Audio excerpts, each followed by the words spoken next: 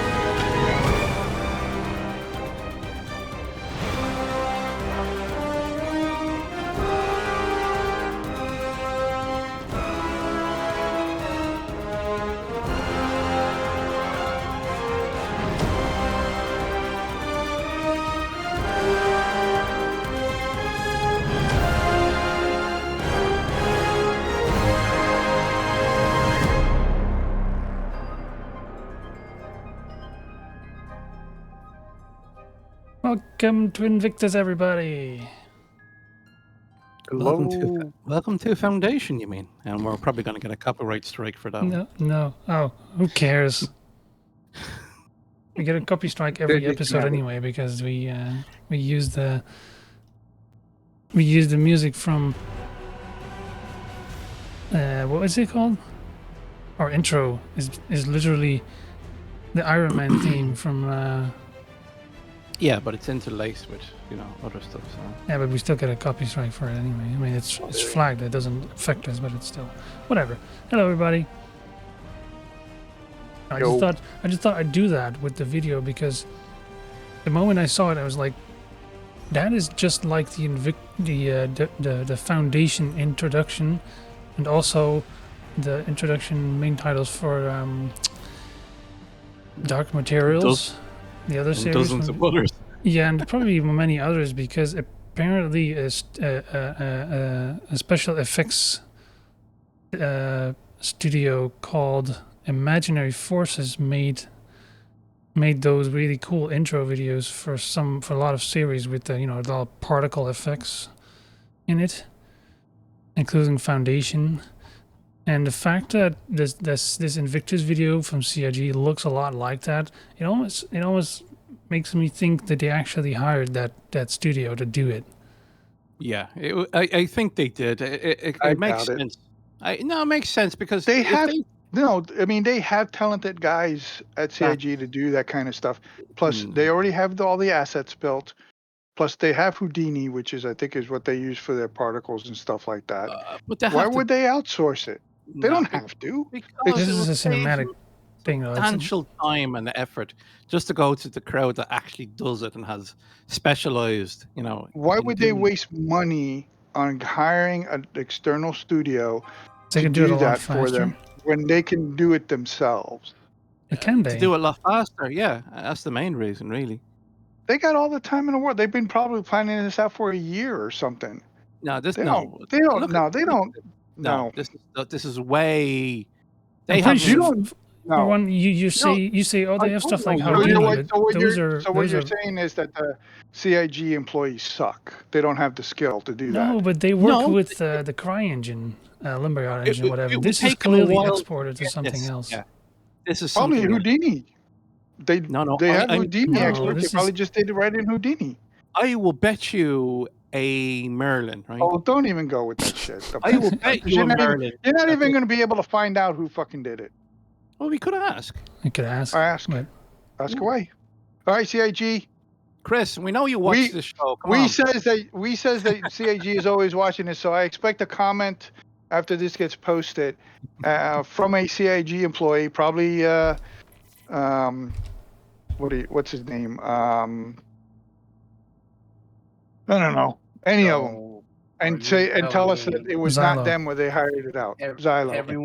everyone in this room has concierge level, so you can send a separate email to the I'm not going to concierge do and that. ask the question, hey, did y'all make this clip in studio, or did you pawn this to somebody else? I would agree with Weave. This doesn't seem like something that Sig would do in studio. No. Invictus is right. CIG can do this, but they have never done this before, and it will take them time and to get this done like this. So I why think you bother? guys are thinking that this is like super freaking high-tech rocket science, and it's not. And I'm telling you that they are more than capable of doing it and can probably do it in a reasonable amount of time. The studio has done this now many times for many different projects, including other games. So why waste the time and effort to do that yourself when you can go to somebody else to get it done in a fraction of the time? Because it doesn't cost you extra money. We are talking about a studio that's not doing the in Citizen Con. We are talking about a studio that's doing various other things to save time, which I will comment on later. I wouldn't put it past them to put this on someone else. Sometimes it's better to pay money than time. Hopefully, this crowd will actually put this on their portfolio here, like they've done with others. So, well, they would if they did it, but I bet you they didn't do it. Everything points to this. It's exactly the same. Do you know how many people copy everybody's stuff? It's easy to do. It's not that easy. It even looks the same. All the... It's you can tell by the finishing. You can try copy it, but it's the finishing. It's particles. It's so easy. And why does nobody else really do this? Why does everybody go to imaginary forces for this type of thing? Because they don't know how to do it, but CIG knows how to do it. I still will bet Okay, can we move on, please, to something? No, this is the only thing that matters. No, nothing else happened. Nothing else happened. What we should be seeing is that it's a cool video. Nice job, CIG. Oh, it's a very cool video. You can see the comments below it. Before everything exploded. Thank you, Shady. There's Shady. Thank you, Shady. Exactly. It does matter. We must give. No, it doesn't. To who does it? No, doesn't matter. Nobody likes you, Shady, anymore. Go on, go away, shoot. Hey, he's probably one of our. He's like one of our 5 followers. Don't get rid of him. Don't shoo him away. He's not a follower. He's a bot. I keep telling you this. Okay. All right. We'll talk about other stuff. Do we want to talk about drama first, or do we want to talk about? Let's get the bloody drama out of it. We might actually finish the show on a positive note. Okay. Blade drama. Oh well, it's more than just Blade drama, but yeah, Blades. So, I'm in 2 minds about this.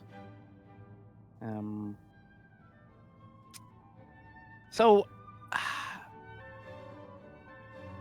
I don't really have an issue with Blades being sold for real world money. I'm just against the price that's been attached to it, and the fact that they threw in the skin just to keep the price up. Yeah. I don't think they necessarily threw the skin in to keep the price up. I think what they did was they put in the skin and a T-shirt. Yeah, to make it to compensate for the fact that they're charging for the cards. Well, you see, the skins are no effort whatsoever. They can now churn out any skin in any way, shape, or form. It's nothing to them. The same with the T-shirts. They've had that T-shirt anyway in similar styles for years, so that's no effort by them whatsoever. The blades are a new thing, particularly what's going to appear in the XML files is the real issue here. But it is a deliberate attempt that you have to pay the higher price rather than just paying for the blade, and they seem to be kind of coercing you to buy that because I get a skin and a T-shirt as well. So, So I will say, I just want to again emphasize that there's really two issues here. One, should it be on the store at all? And two, if it is, and if it's okay to use this to fund the game, is the price tag that we see appropriate? Okay, so price tag, I don't know, but I mean, I don't think they should have put the blades on the store. I think they should have just. I mean, first of all, there's no LTI or anything to those components, right?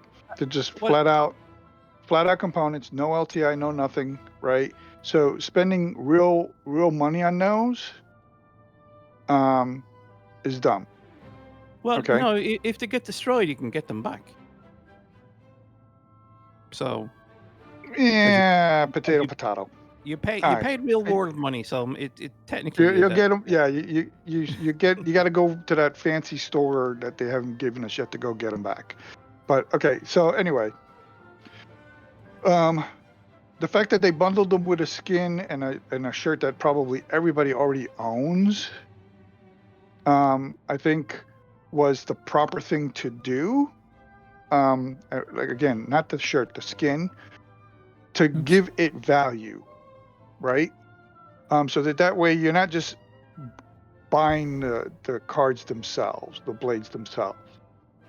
But in all honesty, I don't think they should have put those up for sale or the bombing racks. They should not. They should not have put them up for sale. I mean, I know they need to make money, but they could have made money.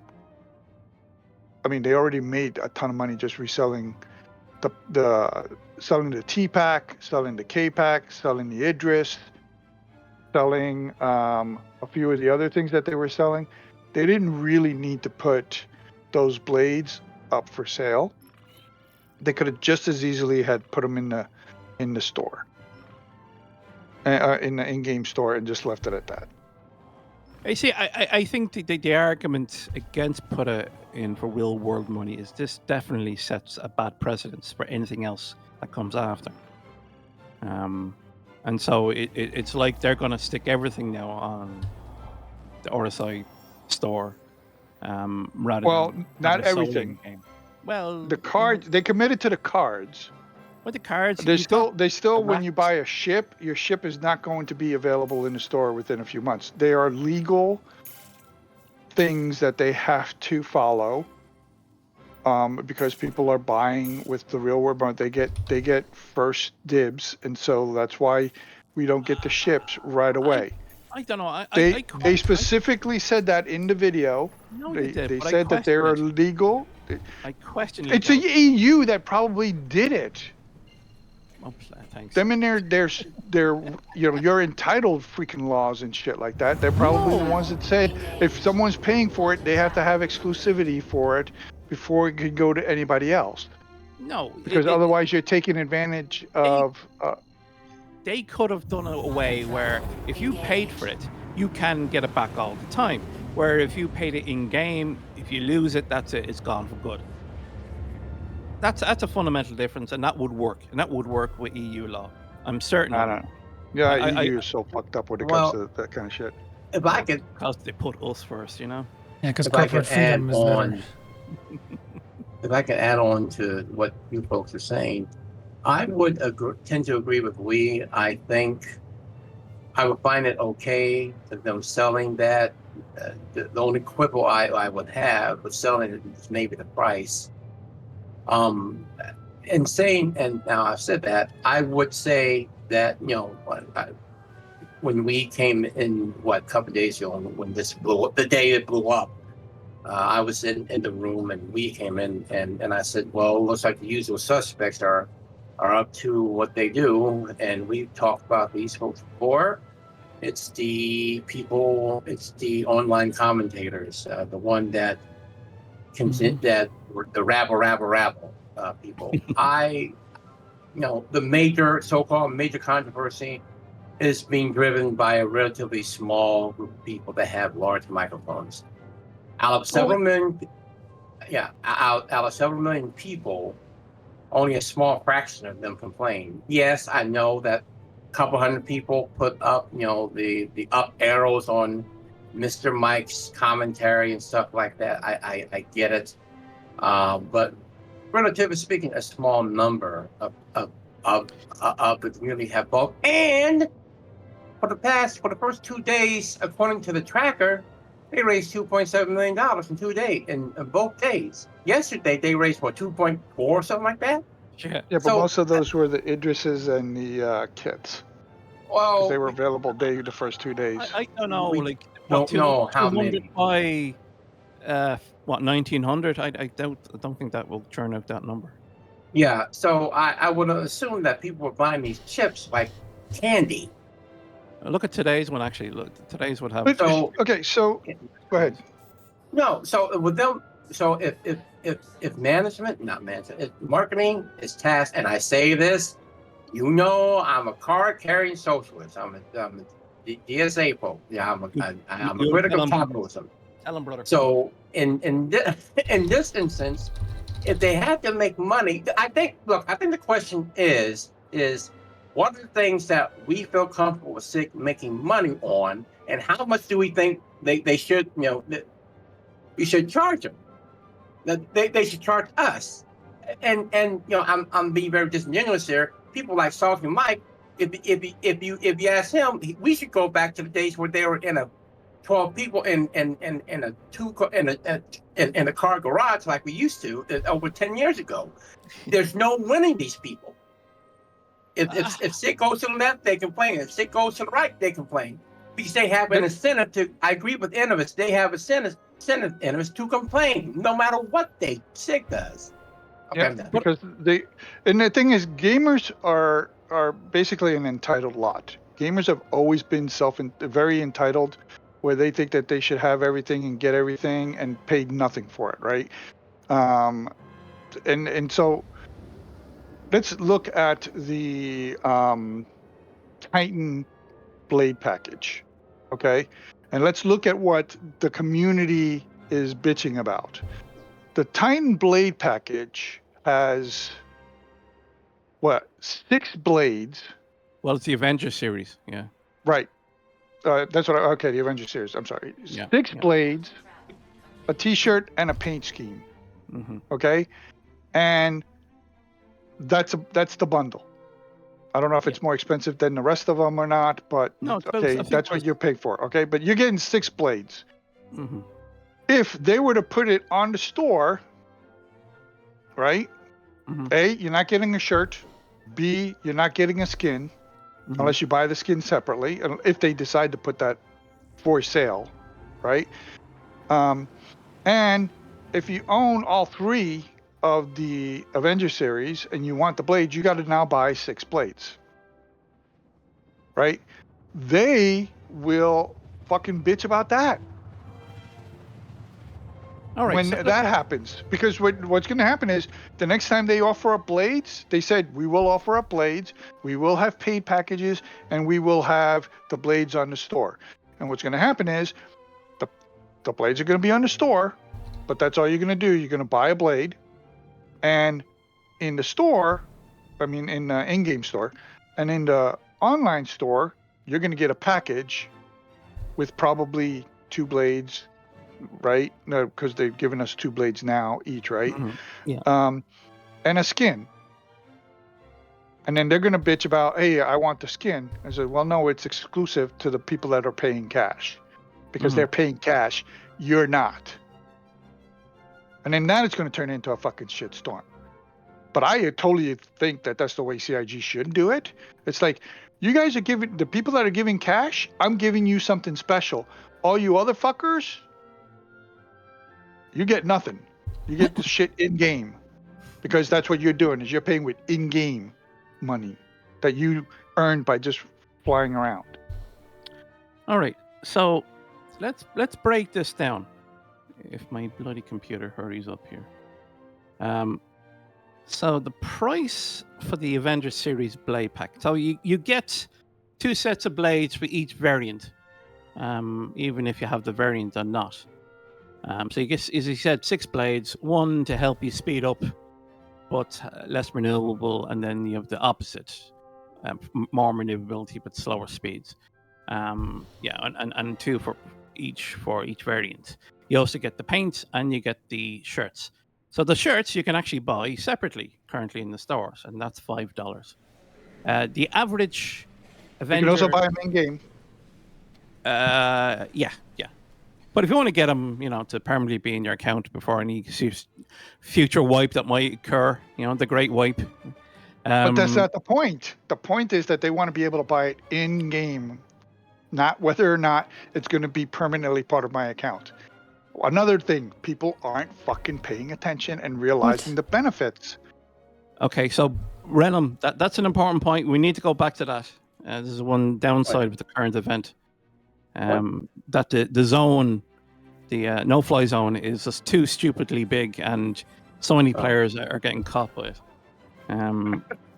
Yeah, it's really annoying. You can't get around it unless you go from the other side of the planet, which is annoying. But anyway, so the skin, $5. The shirts, $5. And so the pack is, let's say, €13.78. So that is it $10? 11. Give me a moment. Yeah, so it's $11 for the blade pack. So basically, you're paying $1 for the blades. Yeah. So there's that argument. Exactly. Yeah. Now, this is just the Avengers. The smaller the vehicle, the less that is. So it costs sweet FA. For those. You same with the Pisces pack. Again, you get all the different variants. I think the MPUV is another one, which also has the 3 variants all in one pack, and I think they're only about $8 or something. So yeah, we're looking at $1 or less for the blades itself. Now, when you start going to the other ones, this is where it's different, where it's only one ship. So the Gladius, there's only one Gladius. The Redeemer, there's only one Redeemer. The Hammerhead is on its own. When you start getting to the larger ships, then the cost of the blade. Well, then you get a hat. So like the Arrow, you get the 2 blades, you get the paint, you get the hat and the T-shirt for $12. Yeah. 12 US bucks. So I mean, okay, pricing wise, I don't know. Are they pricing too much? Are they pricing too little? No, the smaller ships are fine. I think there's no complaint about them because, as I pointed out, they're only worth $1 or less. The Avenger or less, they're only worth $1 for the blades. So we shouldn't moan about this. It's the other ones. It's the fighters. It's the warships. The Gladius, Redeemer, the Scorpius. They're a lot more expensive. But it's still the argument of this still sets a bad precedent. That what else is CIG going to throw in the store? No, it's not a bad precedent. It's their business model. But the fact is, the people are fucking cheap. They don't want to pay for the shit. They want it given to them for free. And not for free. Well, yeah, for free. Yeah, in game, it's free. It's all that costs you is time. Not their time, though. See, it costs them time. It's what it costs them.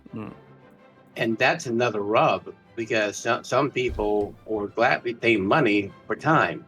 And some people rather put in time to earn it in game. Yeah, and that's granted, but wait.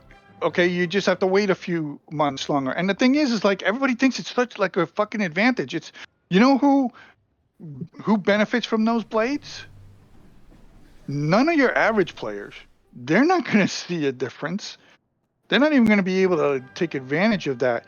Maybe the top 1% of PvP fighter pilots will to have advantage from it, but the people that will really have advantage from those blades are your racers.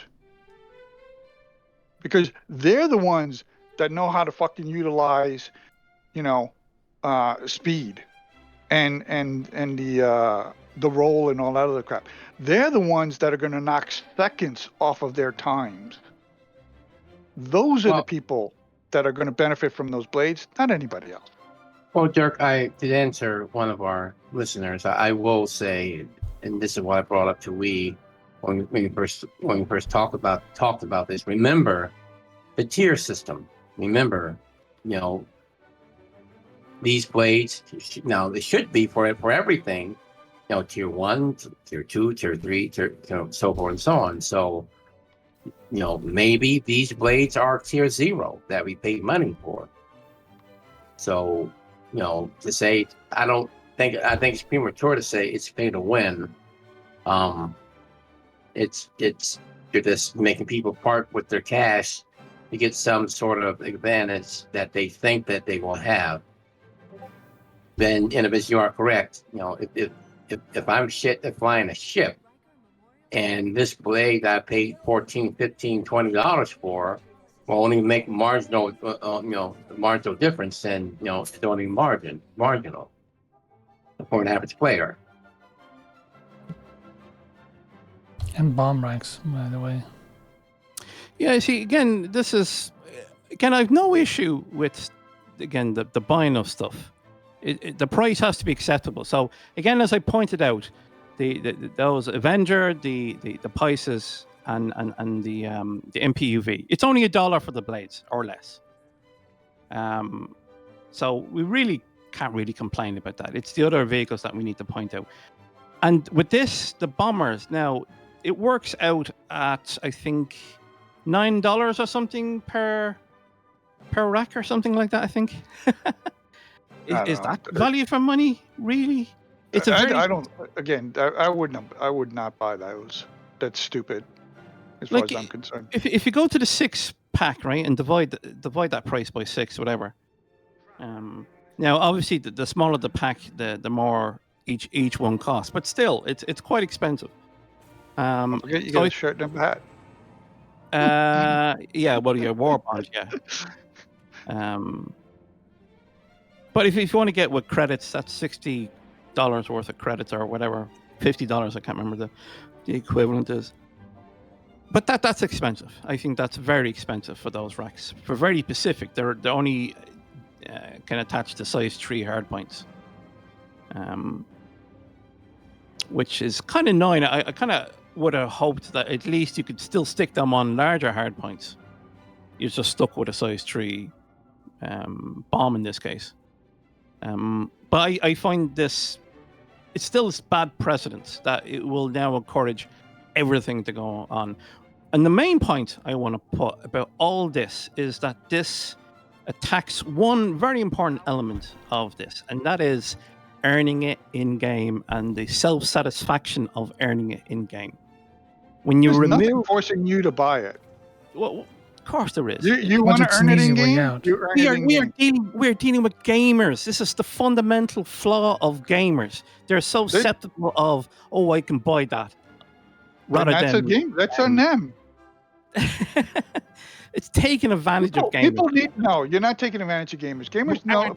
Look, you can either pay for it or not pay for it. That is an individual person. There are plenty of players that are not buying anything. Okay, it's like if you are against it, you don't buy it. Many people have used their wallets as a way of protesting or complaining. That's what it comes down to. If they do not have the willpower to say, I'm not going to buy it, then that's on them. Gamers don't have that willpower. I wouldn't necessarily call it a debacle. Debacle, in my mind, means that something that you wanted to happen didn't happen. It's a debacle to for some people because they got mad because they have this high-minded. Anyway, so like I said, if the goal is to make money, then mission accomplished for the marketing team. As I've said, they made several $1 million the past couple of days. Oh, this is what I also wanted to add in, and Trey was here when we first talked about this. The question is, we don't know this, but SIG does. Where are they getting their money from? What area in the world are they getting their money from? Now, we all know that SIG, the big wigs of SIG, just came from meetup from Beijing. As we all know, companies don't do things like that unless they have reason to. Chris was there, John Crew was there, Sandy was there, a couple other folks were there. What? Okay, so I'm sorry to interrupt. I'm sorry to interrupt, but what gives us the fucking right to give a fuck about where they're getting their money? Okay, they are a business.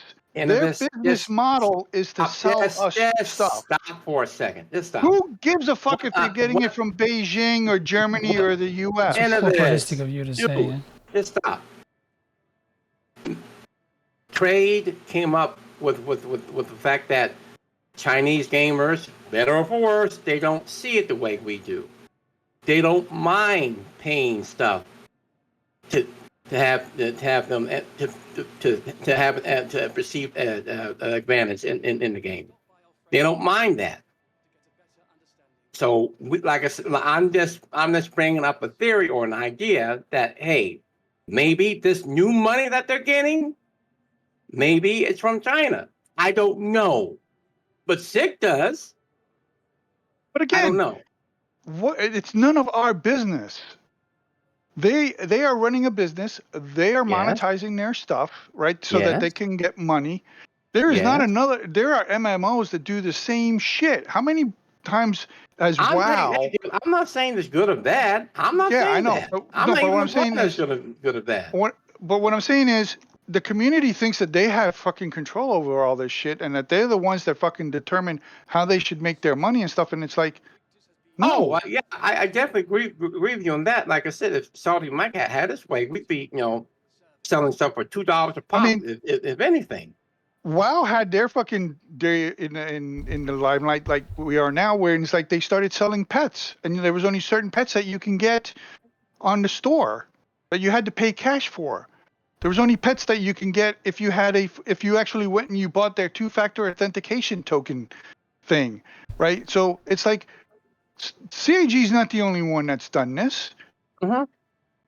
There's been many of other companies that have done this kind of shit. Uh-huh. It's just the community thinks that they're fucking entitled to be able to say what CIG can and cannot do because they've been crowdfunded. But no. It's like people need to get a fucking grip on reality. It's a fucking game. You're paying for a service. You either pay for what you want or you don't pay for it. It's like, get over it.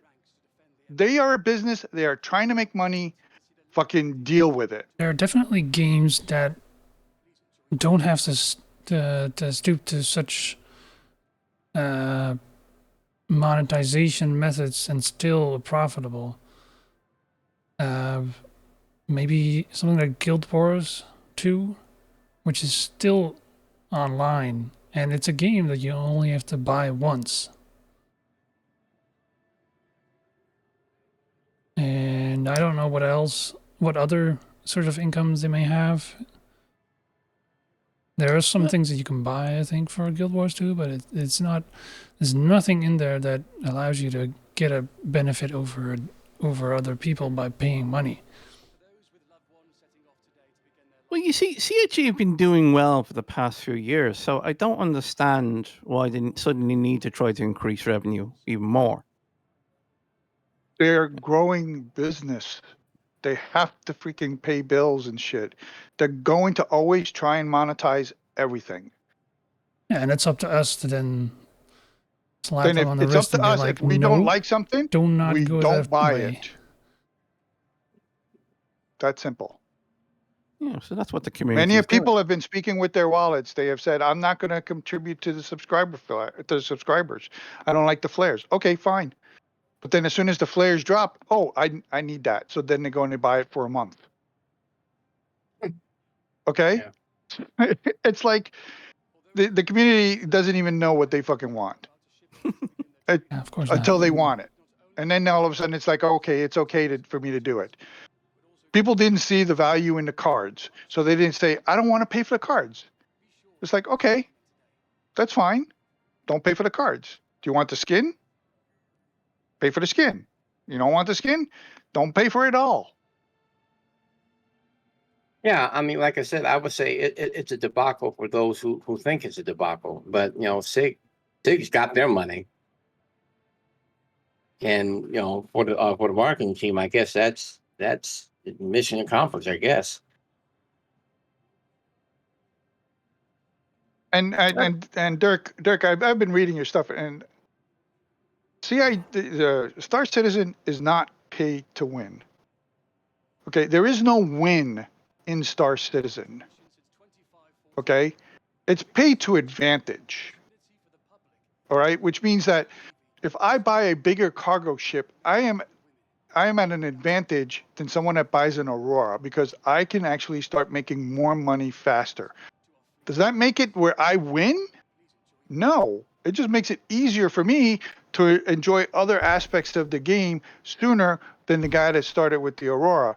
But there is no win. Win is really an individual goal that you set for yourself, not something that you can put against somebody else. If you consider pay to win, meaning that you're going to win in combat against another person, think again, because there are players that are way more capable as combat, either in the air or on foot, that I can buy all the shit I want. They are still going to rape me through the coals.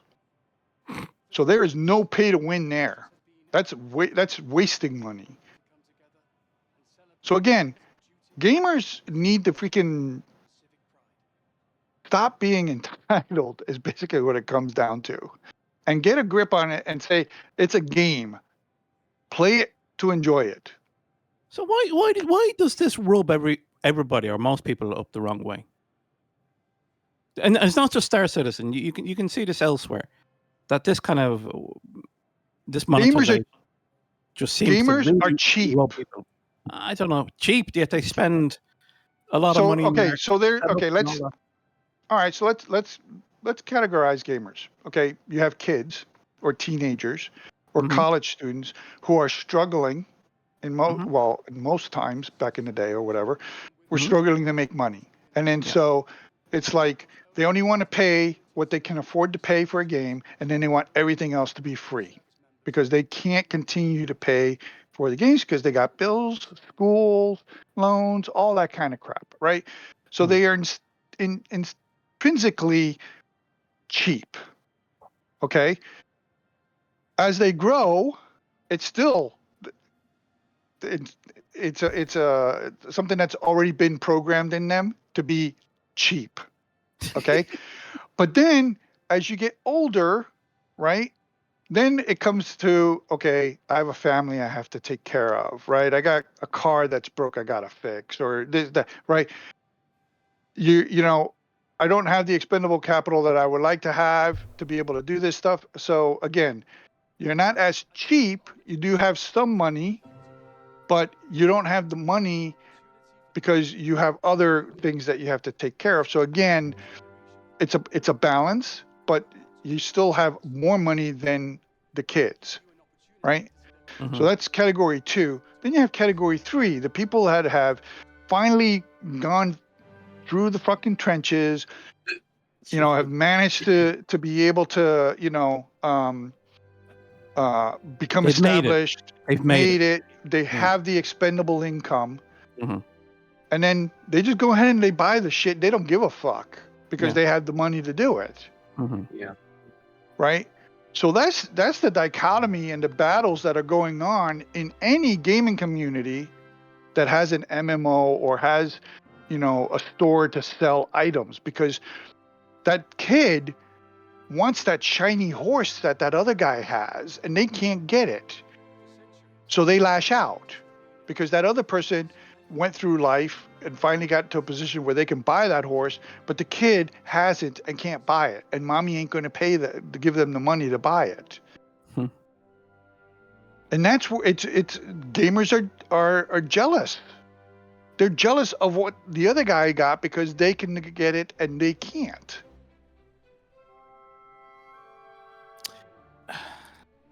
So this is again the argument of, okay, well, should we reward people who pay money, or should we reward those who put the effort in and actually earn it in game?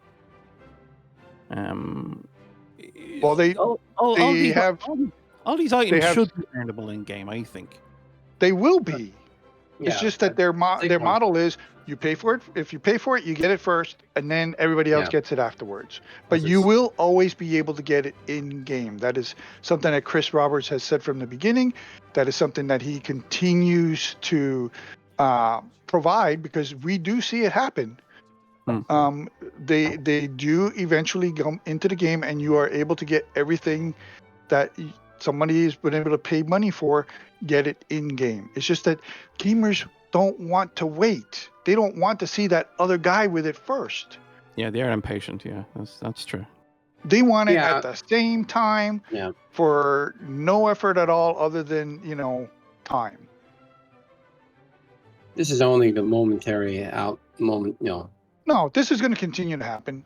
This is going to continue to happen. But people will complain. Wait until they put the Idris up for sale. Wait until they put the Idris up for sale in game. Right? In game. Okay. The whales are going to be fucking all bent out of shape, and everybody else is going to be like, "Yay! We got the Idris." Wait till they put an M pack out or an M kit out, where you can actually buy a freaking railgun. All the M owners are going to fucking flip out. Let's use the Polaris. So the Polaris came out, and then they brought in the Wicklow version of it, where you can get a Polaris through grinding and all that. So what do you think the community's reaction to that was? Particularly Polaris. I don't. The issue with that is that it has to be done by a guild, because you have to do the Hawthorne mining thing and get the mining laser to go, so that you can get all of the materials, so that you can get the Wicklow favors, so that you can get the ship. So a lot of people were not happy. The people that bought the Polaris were not happy that you can actually just go and get it in game. But then the people that could get them were not happy, because it's like, well, you got 50 people working on it and only one person gets it. Yeah, that's a bit unfair. Yeah.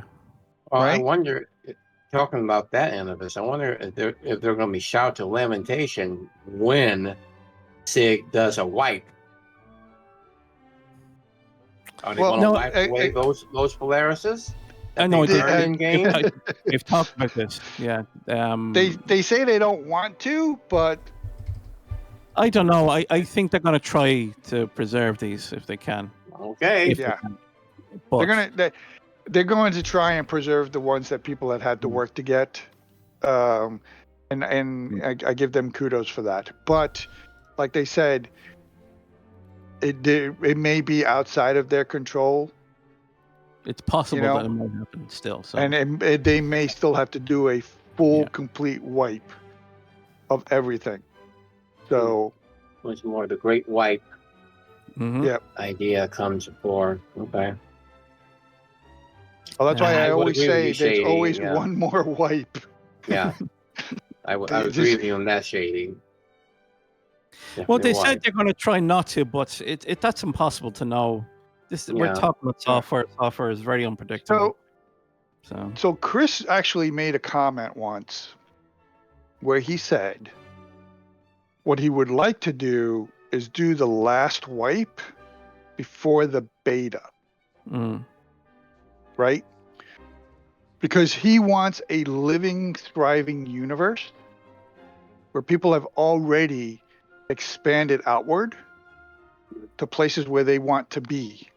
Right? Yeah. Because they've played and they know where they want to be and stuff like that. Now, granted, that was when we were planning on having 100 systems. We're not going to have 100 systems, but we'll have 4 or 5, and people will have probably figured out where they want to be by that time.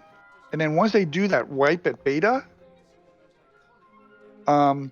people between beta and they say we are Gold 1.0 Live will have already played and expanded, and they won't be a wipe. And they'll just open the floodgates to everybody and say, okay, we are now bug-free. Good luck. Come play the game. Mhm. Can I just briefly go back to the blade issue? Because I want to talk about something that Rad brought up that we talked about earlier on. And I thought was a very good point. And that is, when it comes to crafting, it is quite likely that the blade that you just purchased on the RSI store will be vastly inferior to what you can craft. Yes. Yep. You Absolutely. should expect that. People should expect that. Yeah. And people like, the commentators who just want to, views and clicks and money generated from that knew that. I think some of them know, but still, they're screaming and shouting. Like I said, we forget that we'll have the tiered system in there, and these blades we're buying now are probably tier 0. Probably, I don't know. Not Well, Derek, no. don't forget, it is true that they are tier 0. However, we don't know how it's going to play out, but they did say that you can take a tier 0 item that you bought, like your ship or whatever, and eventually upgrade it. Yeah, right. That's without having to things. lose your original ship. Exactly. It won't leave your ship outdated. But again, who knows? But you're right. At this point in time, they're zeros, and they're not going to get any better. Yeah, like you said, but you just said it, in there's still the time sink you got to put in it to either get the materials to upgrade your ship and having to wait for your ship to upgrade. So God knows how long the ship with the blades going to be, out of use. Won't be able to use it, excuse me. But I think it is interesting how this really did rub the community up the wrong way. It rubbed them the wrong way because they had to pay for it and they didn't want to. No, it's not. They didn't think they didn't think there was a value to it. That's basically what it comes down to. Well, they didn't feel that there was a dollar value to those cards. They should have been bought in game. And I agree. To me, those cards are not worth real world money. Mm. But I'm not gonna go and fucking lose my shit over it. I'm just gonna either not buy it, or I want to contribute to the game. I'll buy it. And like I said, they make the money. They're making money, so people can complain. Some people can complain all they want to, but enough people aren't complaining. Enough people are buying the damn chips. So chips.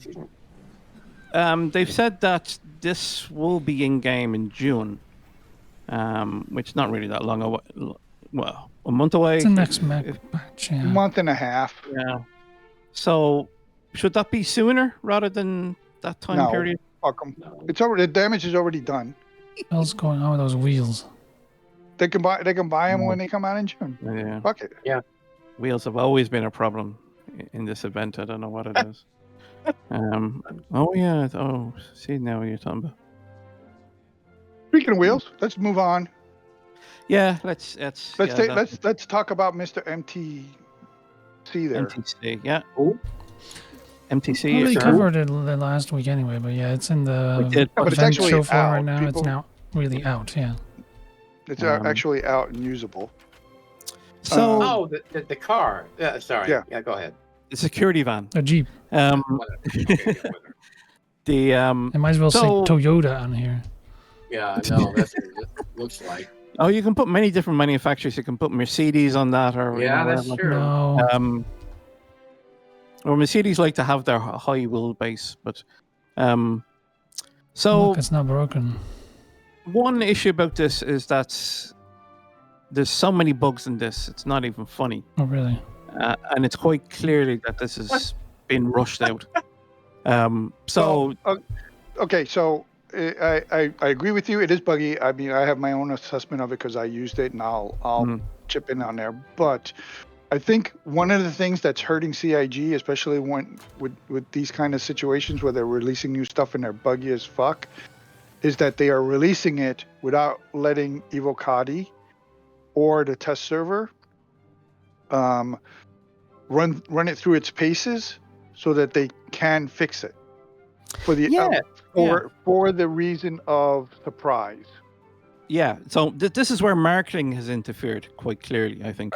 Yeah, I don't know if you can call it a marketing problem or not. It has to be, yeah. I mean, it comes down to CIG likes to hide things for a reason, right? To surprise people, because people. Yeah, but that's a marketing thing. It's not a practical. Is it a marketing thing? I guess so. If you want to call, yeah, sure, why not?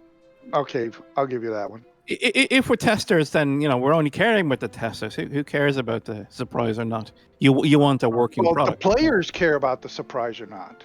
There are players that don't want to be surprised. They want to be surprised. They don't want to see it come out before they're ready to buy. I think customers would rather have something that works right up ahead. I love that. So you need to test it.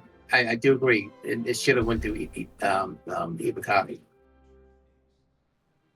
Yeah, it's slightly disappointing that they're doing that. It wasn't really a secret, We knew for a couple of months that this was on the sidelines. It wasn't exactly confirmed, but we knew about it and roughly what it was. Though it wasn't a center tactical. Was it a CNC that some thought it was? Here's the thing, right? So if they do announce it and nobody likes it, then they have to deal with that fucking repercussion. Where it's like, they're gonna deal with the repercussion anyway. It's a catch-22. They can't win, whether they hide it or they don't hide it. There's always going to be some negative aspect of it. So. I would almost rather they just say, hey, we're releasing this at Invictus, here it is. And then let the Evocati test it, find the bugs and stuff and put out there. Because really the bugs, when I played this, are your typical vehicle bugs when they introduce a new vehicle that hasn't been tested. Yeah. Not to say that they don't do their own test, but it's like, it slips all over the place. It doesn't have the traction, right? It bounces around like a freaking a bouncy ball, right? These are the bugs that all the vehicles get when they first come out, right? So if they had given it to the Evocati and let them test it out, they would have known these things and they would have been able to go in there and fix it before they rolled it out to the masses. You hope they would fix it in time. That's the thing. Well, okay. I'll give them time for it, maybe. You would hope. It could have been just like, okay, screw it. We really weren't going to make it anyway, so might as well just get it out for the event. Yeah. The bugs are minor, but they're just annoying. And they're more annoying because they're bugs that have happened with other vehicles as well. Well, there's some of the major functions, like the cargo, for example, is broken. So no, it isn't. Yeah, it works. No, you can open it, but when you put something on it, I think some of them are stuck on it. That the only way you can get it off is actually self-destructing the vehicle. Why would you take them off? Unless you're using it as a cargo, as a delivery vehicle. Yeah. But it's a cargo box. You open it and you put stuff in it. Let's say you found something, and you put it in the box, and then you take the box out and stick it in the elevator and all that. It's. Yeah. Again, it's a minor bug. It's not a game-breaking bug. The racks also. It's down, I think, at the suit racks or the suit lockers, just under there in the floor. See them? The two lights there, yeah. What about them? That's them, but they're deactivated. What are they supposed to be? No, that's the storage. Oh yeah, personal storage. No, the storage is outside. No, there's two in here and one outside. No, people are assuming those are storage. No, that's what it says. Well, they're not turned on. Okay. No, they're not turned on in the event. You should be able to get into it in your hangar. Oh, if I rent one, I can do it. Yeah. So, But there's a storage on the outside There as is well. outside as well. Yeah, but that's also turned off, I think. The racks are not working properly either, so that's another issue. But the main thing does work. It does go forward and backwards and sideways, and the gun turret does work. Oh, okay. so you can drive around them. They're minor bugs. They're stuff that if they give it to the Evocati a couple of weeks in advance, they could have, fixed those. Oh, Sig wanted to surprise everyone. Okay, whatever. Well, I mean, again, is it a marketing issue? Is it a thing where people don't want to know until the event comes out because they want to be surprised? It's catch-22 again. It's like they can't win. They can't catch a break. If they hide it, it comes out buggy. If they don't hide it, then people are bitching about it, saying, "Why are you doing this?" It's like, well, we have a plan for this big expansive game. We have to start filling in these gaps. Can you rent it? I can't rent it. You gotta be. You rent it at the terminal. You rent it at the terminal. I'm at the terminal. That terminal. Oh, The terminal. The description terminal. Why is it not on that list? Jesus Christ! Because those are the ships that are in the game. This one is in game. I don't see it. What the hell? Go to the other one. Go to the right. Go to the big one. There's only one. No. I mean, this one. There should be a fucking. Well, if it's not in the terminals, and it's not available in the terminals, it's probably because it's not Grey Cat day anymore. Because you it's can only rent it during Grey Cat. Right. But it's here. Right. No, he's right. You see, your reaction is perfect. I'll overreact if I want it. Don't you dare tell me what to do. A perfect example. How the community fucking just goes off the handle when they don't fucking think things through and they just knee-jerk reaction. I love it. No, but this is due to their weird ass hybrid event thing where they changed the way that they did it since last time for a day-to-day show floor switch. But they're keeping the show floor as it is right now. Yep. But apparently there are still day-to-day changes when it comes to renting. Yeah, but that is not apparent anywhere in the game. It's not like something changes. It is now each's day. It doesn't say that anywhere. You're not able to know that because the show floors don't change. So to be honest. There's signs everywhere telling you the schedule. Does it? Yeah. Yeah. But that requires people to read.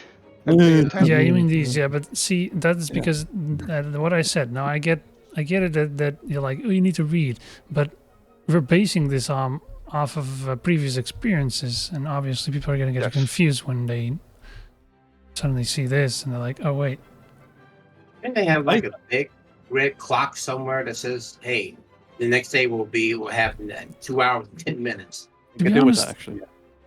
So they used to be honest, they should have not even done this at all. I mean, if you're keeping the show floor static the whole week, then everything on here should be rentable at all throughout the entire week as well. I think that's easier. It makes more sense. Everybody will know what they're up to and will know what they're expecting. And still adding this on a schedule is just confusing when the show floor is still the same. Yeah. Anyway, back to the MTC. So what is it? $50, $45? I can't remember. 50, I think. It's $45 US. Yeah, but that's war bond now. War bond. Yeah, so 50 credits. So is it worth it? So that's a tough call, right? If you're going to be doing, it's a cheaper rover. So a lot of people, right? What's the rover? It is, but the thing is, it's like people like to use a little smaller, the but effectively it has the same stuff. It's very tall though. Yeah, but people like to use the NERSA because they can respawn when they go to bunkers or places that they're going to do combat. they also can put containers in there to loot, right? If they use the Ursa, right? They can put in containers to loot. This one, you can't get a container in there. You can only use the 1/8 containers, and you can't put weapons in them. You can't put a lot of stuff, right? Because they're small. But it's not a cargo vessel. It's designed to be for basically security patrol or security or quick combat. Quick combat, yeah. If you look at it from that perspective, yeah, I think it's great. I took one of those, I put it into a Valkyrie, and I went to a place called Lost and Found on Walla. And that place, it's a Nine Tails base, right, bunker, and it sits inside a crater. And then if you want to get to it, right, those fucking turrets will usually chew your ass up. And then so what you have to do is you have to sit outside of the crater and then run all the way to the base. Right? Which is annoying. Now, I took this and I landed outside the crater, and then I drove that to it, which was just as annoying, if not more so, because it's a bouncy ball. And it was just a pain in the ass. But I was enclosed. I didn't have to worry about the environment. When I got there, their guns, I wasn't worried. I pulled out the fucking turret and just mowed them all down because they're size 2s. Those people don't last very long getting hit with a size 2. And I was able to clear out the area up top. I went inside. I cleared it out. I went in there with just the notion of finishing the mission, not grabbing gear. And then I went back inside. I blew up one of the turrets just to see, can I blow it up? It took a while, but I was able to. And then I left. And I rode all the way back, and I got in my vehicle, and I split. So, depending on what your objective is, I think it's a reasonable vehicle. Yeah, I think the gameplay isn't there just yet, so I'm seeing it as a security van for patrols or quick assault or quick reaction in a small local area. I think that's where it's suitable, but of course people are trying to fit it for their own personal role, and we need to stop doing that. Dirk, I agree with your comment 100%. 100%. It is very ironic that the people that, are cheap, are complaining, are multi-tier concierge, and I bet you most of them didn't even realize they got themselves into that position. Well, of course, that brings up that meme that Realm showed earlier on. Yeah, where they're complaining about the cards, but they have Idris, or they're trying to get an Idris, yeah. So, all right. Speaking of Idris, let's jump on to the Idris. That seems to be the only positive thing out of all of this. What Idris? Well, not necessarily the only. I mean, it does have its own set of drama. I would just go through this first. Look, the attack. All right. Okay, we'll leave the Idris. Oh, okay. Let's move the to the Idris later. Yeah. Since that's here. the positive. Attack. Look. Hit harder. Fly harder. Hit harder. Stay. I haven't actually seen this thing. Well, it's not been sold yet. I mean, the only people that are using it are people that actually bought it from CitizenCon. Yeah. A concept, the original concept. Yeah, so it goes on sale tomorrow. Is it? Okay, tomorrow's my day. Yeah, for the people that actually want to buy it. That means the Guardian is also for sale then tomorrow then. Yep. That's me, right? So, yeah, we kind of talked about this already last week. Those missiles at the back. Some find that a word placement, but I wonder will they give us the option to change them for weapons later on, since now what we've seen with the Scorpius, the missile rack, that it looks like they want to make everything changeable. I would have to take I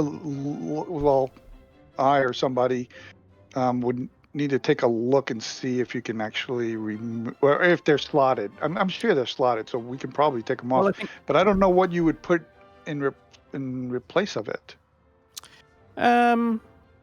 It'd be nice if you can actually put like a PDC there or something like that, you know.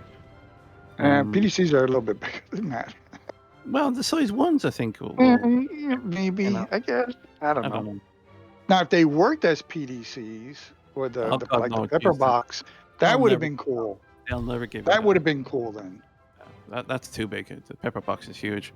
But what I'm saying is if they worked like the pepper box. Yeah, you don't have to actually man it. No, you're right. The pepper box is a size 2 PDC. This should be a size 1. So yeah, it'd be interesting. Oh no, the missiles are size 1s on the pepper box is size 1s. Yeah, they're size 1s. Size 2.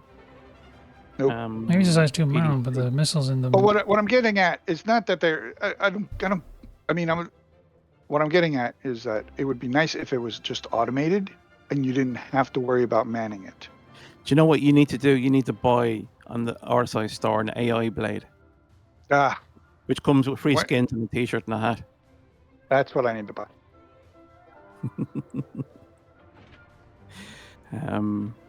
But anyway, the TAC. So Windows. Yeah, I think Windows. Well, that's in the Macs. They all have it. Really? Yeah. Well, we've talked about this. The 2 beds here. I think they're tier 3s. 3. Yeah, I think they're 3s. Yeah, he's gonna go around there and touch everything.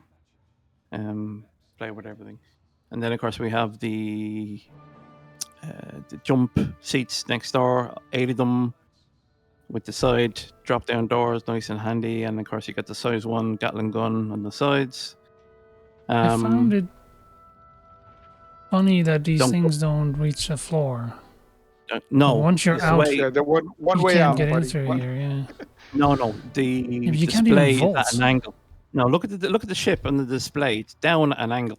Yeah, I know. It's like nose down. No. It's like that in real as well. But still, they are not meant to go all the way down to the ground. I thought they did. I thought there was just a display. They don't. Well, so you have to go in.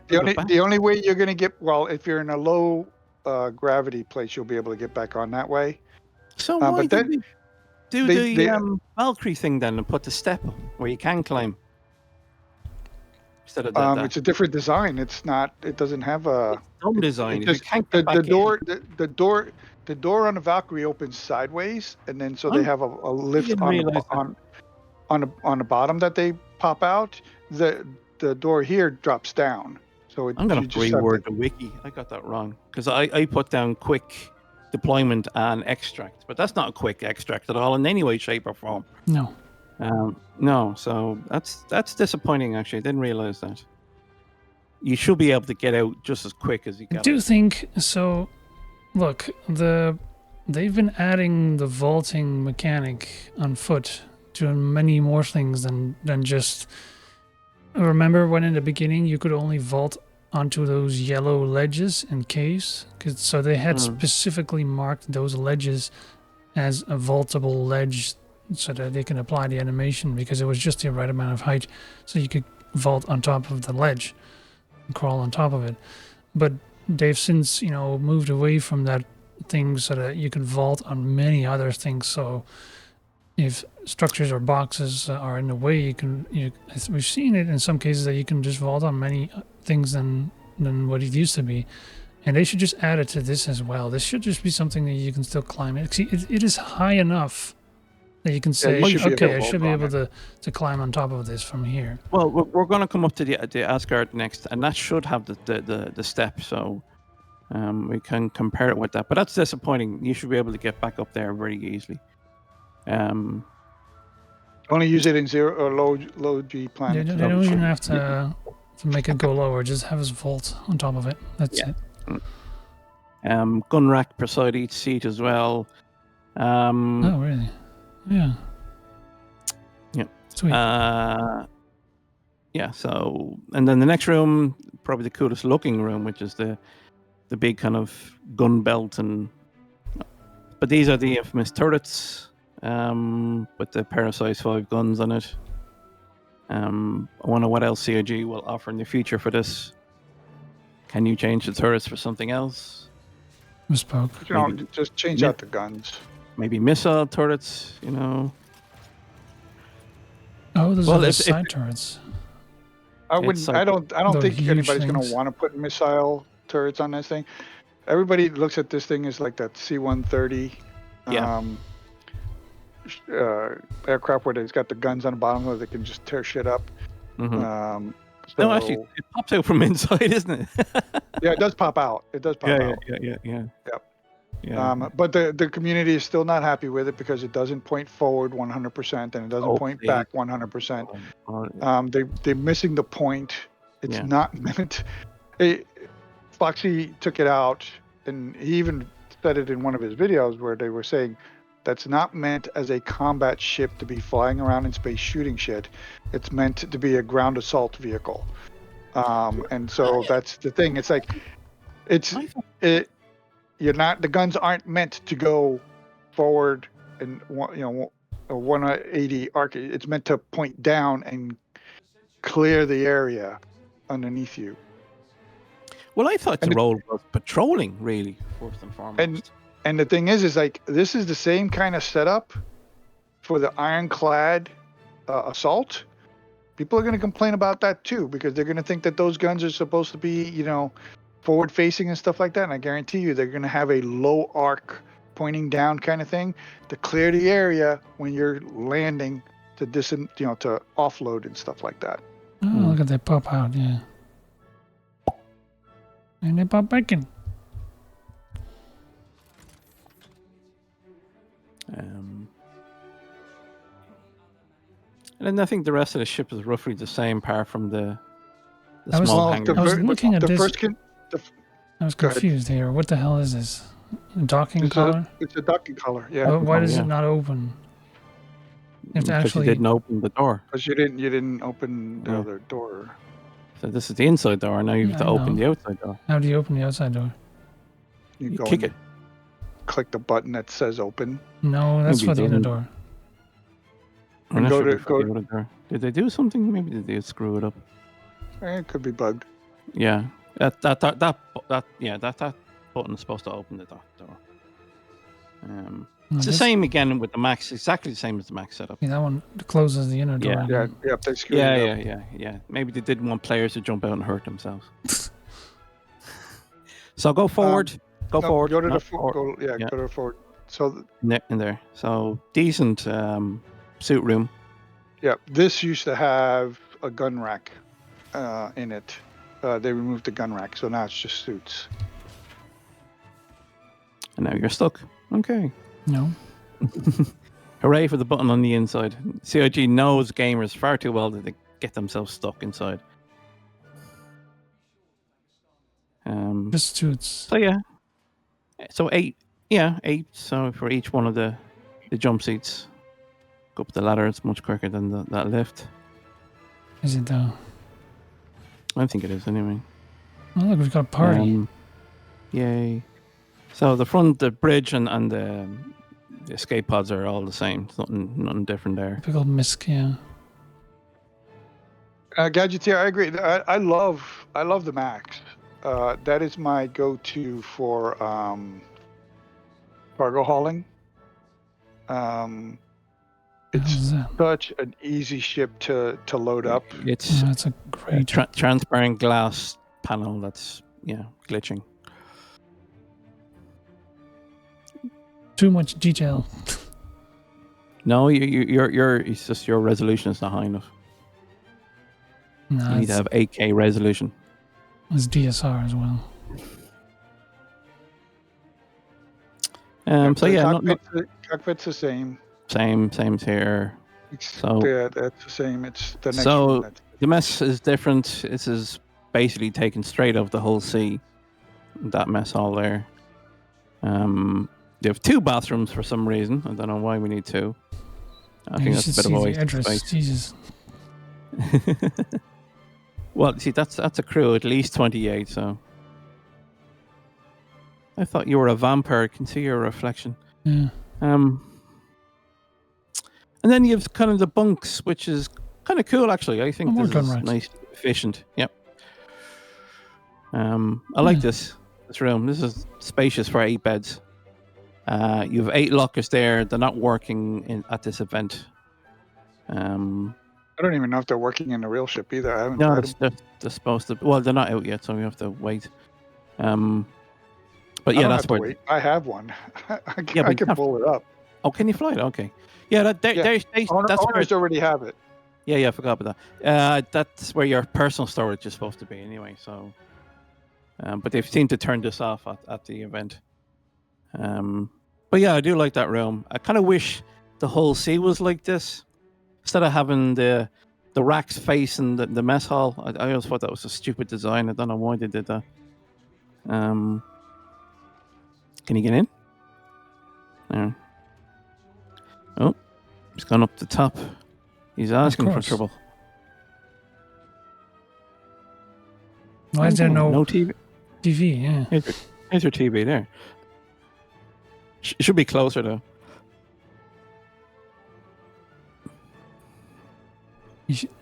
That's not a comfortable watching angle. No. There's the eject button. Yeah. It's the big red button on the side. Yeah, sure. Then if we go back out and right, yeah. Nice. So, yeah. It's straightforward. Your processed food and all that. Huh. Weird. So this corridor is the same. Normally this would have been 4 different quarters in the max, but inside is where we have our little hangar.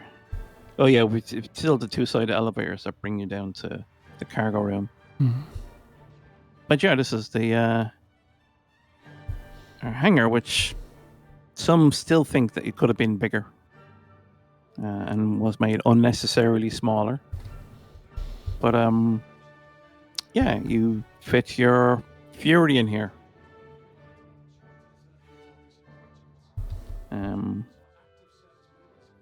Some I'm not too happy about. You just fit a Fury, but you can fit others. You can. That's because people don't want to fly the Fury. If you fly the Fury, then you don't mind. Again, it's all perspective. The people that want something else are the people that have different ship likes, that they don't like the Fury. I don't know why. It's a good ship. I like it. It's just no quantum drive. That's a downside, but yeah, who knows what's going to happen, especially when they're going to be doing the changes. You don't know. But I mean, the reality of it is, you don't want to be fighting in this thing if you can help it, and the Fury is there to kind of help you out in case you get in a bind. Yeah, it's the same with the Constellation and the Merlin. It's a nice addition to have. So yeah, everybody wants everything to be a freaking pocket carrier. It's like, exactly. Get over it. Yeah. You can fit the M50 and the Merlin sideways at an angle. If you have to jump through hoops. Oh dear. To get a ship to go into something. Yeah, okay. If you have to jump through hoops to fit a vehicle into another vehicle, you probably shouldn't be doing it. Yeah.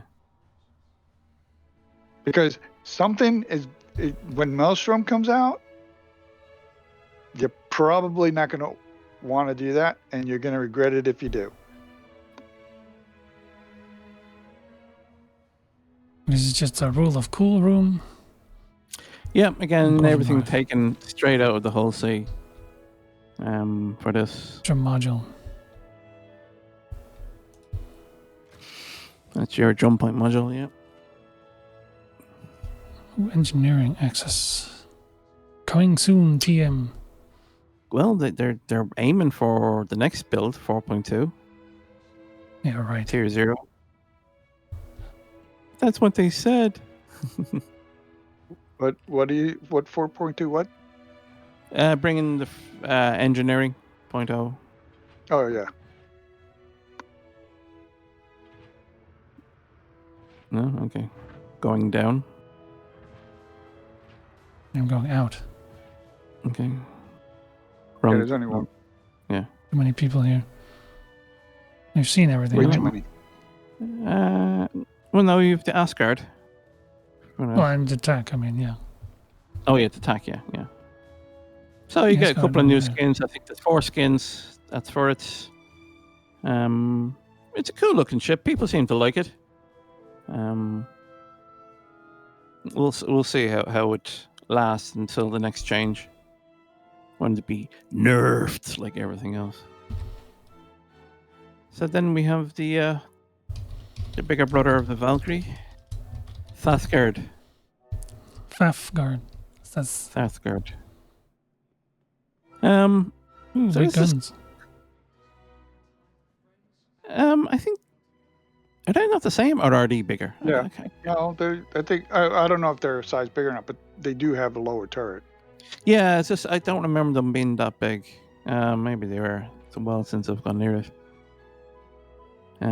Okay, first thing you do is you go to the side and open the door and so you can climb up. What, this one? Yeah. Go back. Right there, the button. Right in front of you. Yeah. You see how it lowers that little lip? Yeah, And up that you go door now. opens to the side? Up. There you go. Vaults. Yeah. There you go. So why didn't they not do that for the attack? They probably No time. didn't put it out there to people to test and stuff like that, and so now they have to wait for the feedback to do it. So they'll probably put the Volt on it in a patch later on. So the first thing I did when I opened the back door was, yes, this room is big. It's definitely bigger. Yeah, look up. Yeah. Why are you closing all the doors? Who cares about that? It's a vaulted ceiling. Because it's not So tidy. you can really fucking. It is big. It really Yeah. is. Yeah. It's nuts. Yeah. It's clearly to fit the Nova and the Atlas platform vehicles. Unfortunately, you can only do one now. yeah. That's a disappointing part. Well, No, that's as big as it is. They're not gonna give you an extended ass version, right? a trailer.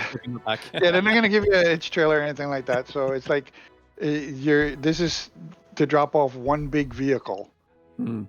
So it's like it really comes down to what's the tactic? What's the tactical situation? What vehicle are you going to bring in a freaking Valkyrie? You know? Yeah, if you're gonna. Because otherwise, This is weird. you're Yeah. using a C2, right? Yeah. Yeah, it is weird because you're definitely going to need at least a couple of vehicles. Yeah, that's why I said this one I think is a cash grab. This is the kind of one I think is a cash grab. However, if you take the MTC and you put 2 MTCs in here, right? I think you fit more. Then you have a nice little assault group, right? You got 4 guys. If you keep it to 4 guys, 2 in each ship or in each vehicle. You land, you drop them off, they go and they do their little operation or whatever, and then they come back, they bounce in and off you go again, kind of thing. But that's because you can hold 2 of them. With all the other ones, it's like you guys got 1. Then what the fuck are you gonna do with just 1?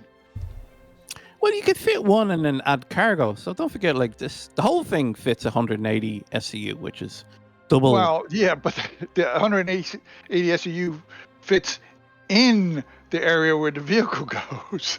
No, so you can fit- when no, you yeah, put in the that's the vehicle, whole- you're gonna lose cargo area. No, I understand that, but you could still put a lot of cargo in. So let's say you put the vehicle off to the side or whatever, and you can put cargo on the other side. Yeah, I mean, I guess. This might be a good node ship, if you want to call it this, where you supply bases or front lines. Oh, Dirk has a great. Dirk has a great. How many dragonflies? Dragonflies. Oh, good lord! Yeah.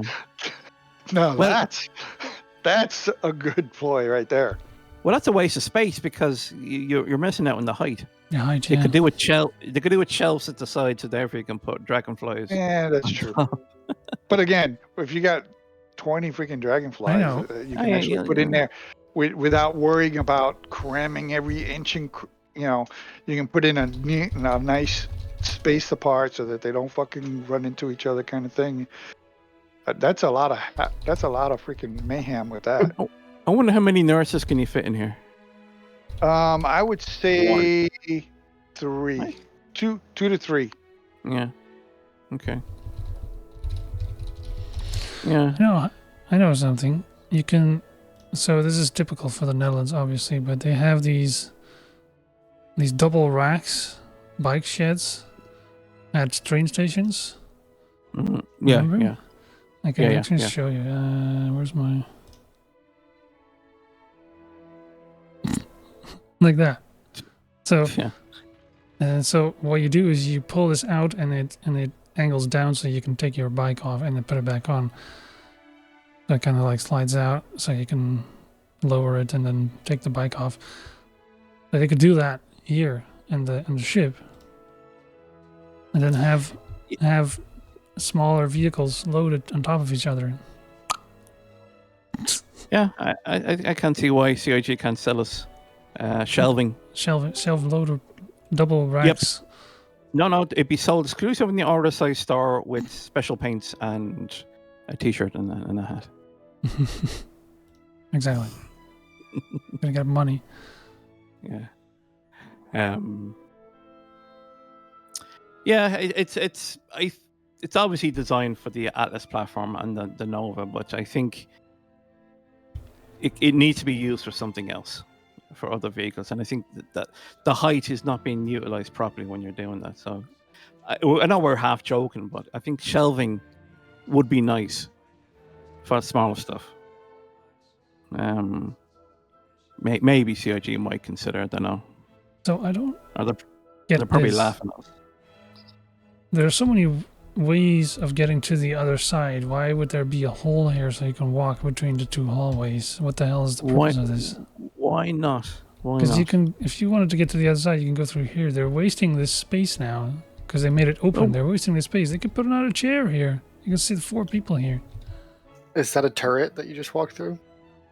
No, turret is in the other room there. Yeah. Yeah, well, it's the same with Valkyrie. So what if the turret gets blown off and that's a vacuum into space? Come on, your realism. That doesn't work. That doesn't happen. It's sealed off. Not now. It'll never happen.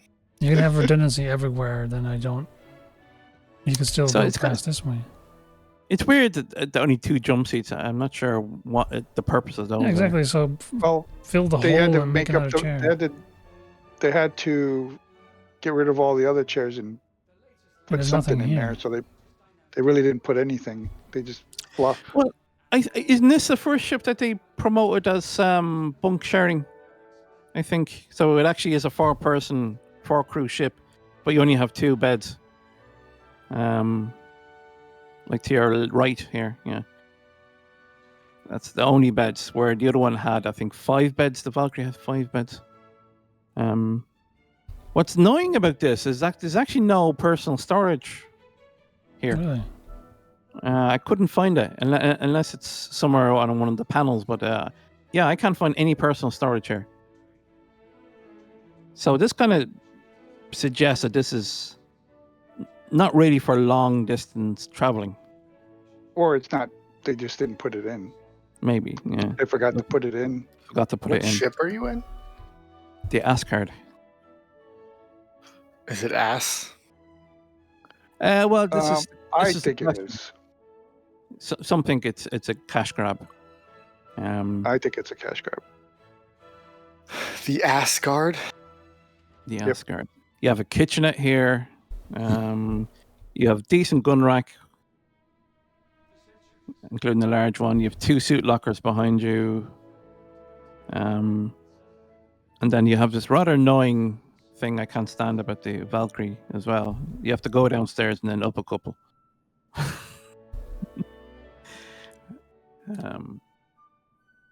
So I didn't even know the. Oh no, do we know the price for this yet? No, we don't. Nope. No. Okay. I hope it's cheaper. This better be cheaper than the Vanguard. No. Valkyrie? Well, the Vanguard, you can carry. Oh yeah, I forgot about this turret. Yeah, this is the missile turret at the top. Jesus. Give us a look at the front of it. Oh, so that's what the sneak peek was. Okay. Yeah, we got a sneak peek at that. I wasn't sure what it was.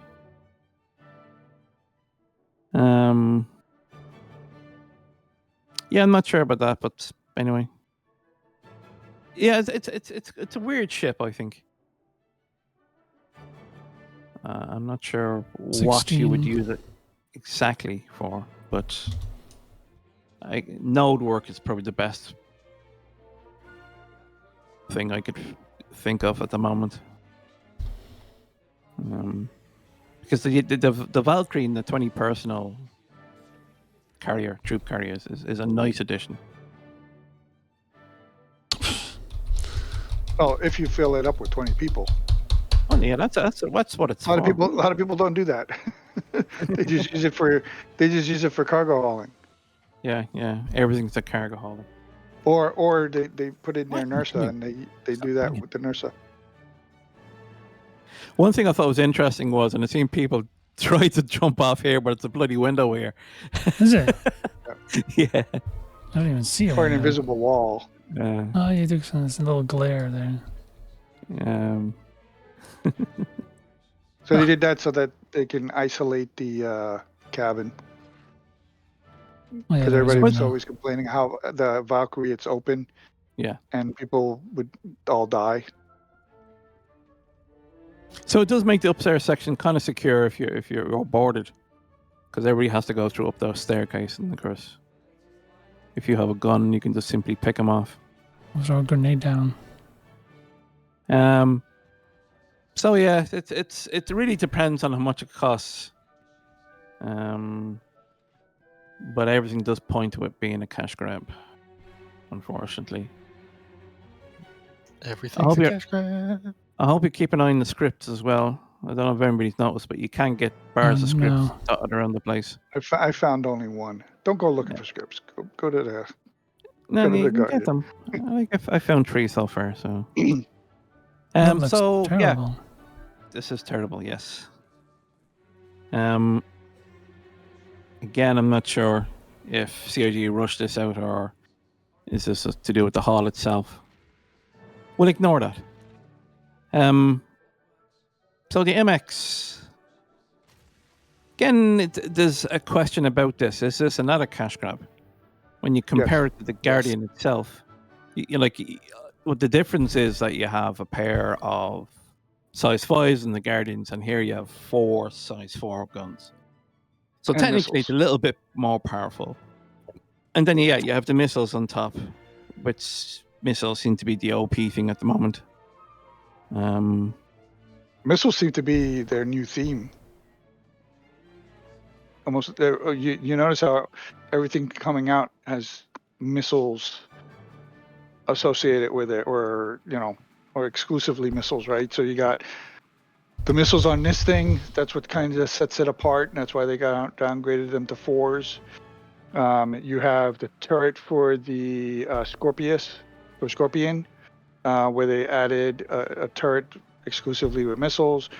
You got the freaking Asgard. It's got a missile rack instead of another turret. They took the turret away and changed it with a missile turret. Mm-hmm. What do we got? We got the pepper boxes for the Idris, for the capital ships. Yeah. The new PDCs. They've been doubling down on missiles, from what I can tell. I like the way you stood aside. The downside about this, and I think it's a major downside, is there's no internal living quarters. Which kind of limits the range of this vehicle. So unless you're going to use this, I think they said this last week, this would be ideal for the Idris. I think it will work pretty well within the Idris. Yeah, there's your storage. I think it's 750 micro SCU it holds. But yeah, there's no living, so you can't go too far on your own.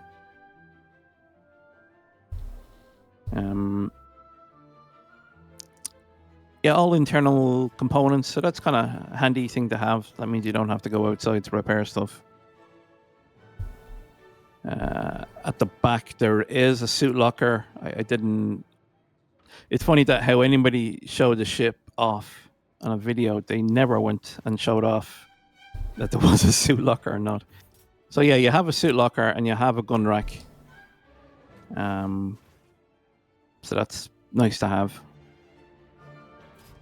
And you have that elevator, which I think you can still squeeze in one SCU box in there. What? Yeah, I think somebody managed to fit a one SCU box on that. So if you are desperate, you can carry something. But its role is very limited. How do you get it in there, though? Hit the button. With a lot of effort. With a lot of effort. Yeah, there's the... Yeah, I've seen somebody squeeze it in, so... Down. You can fit it in there. Yeah. Ooh.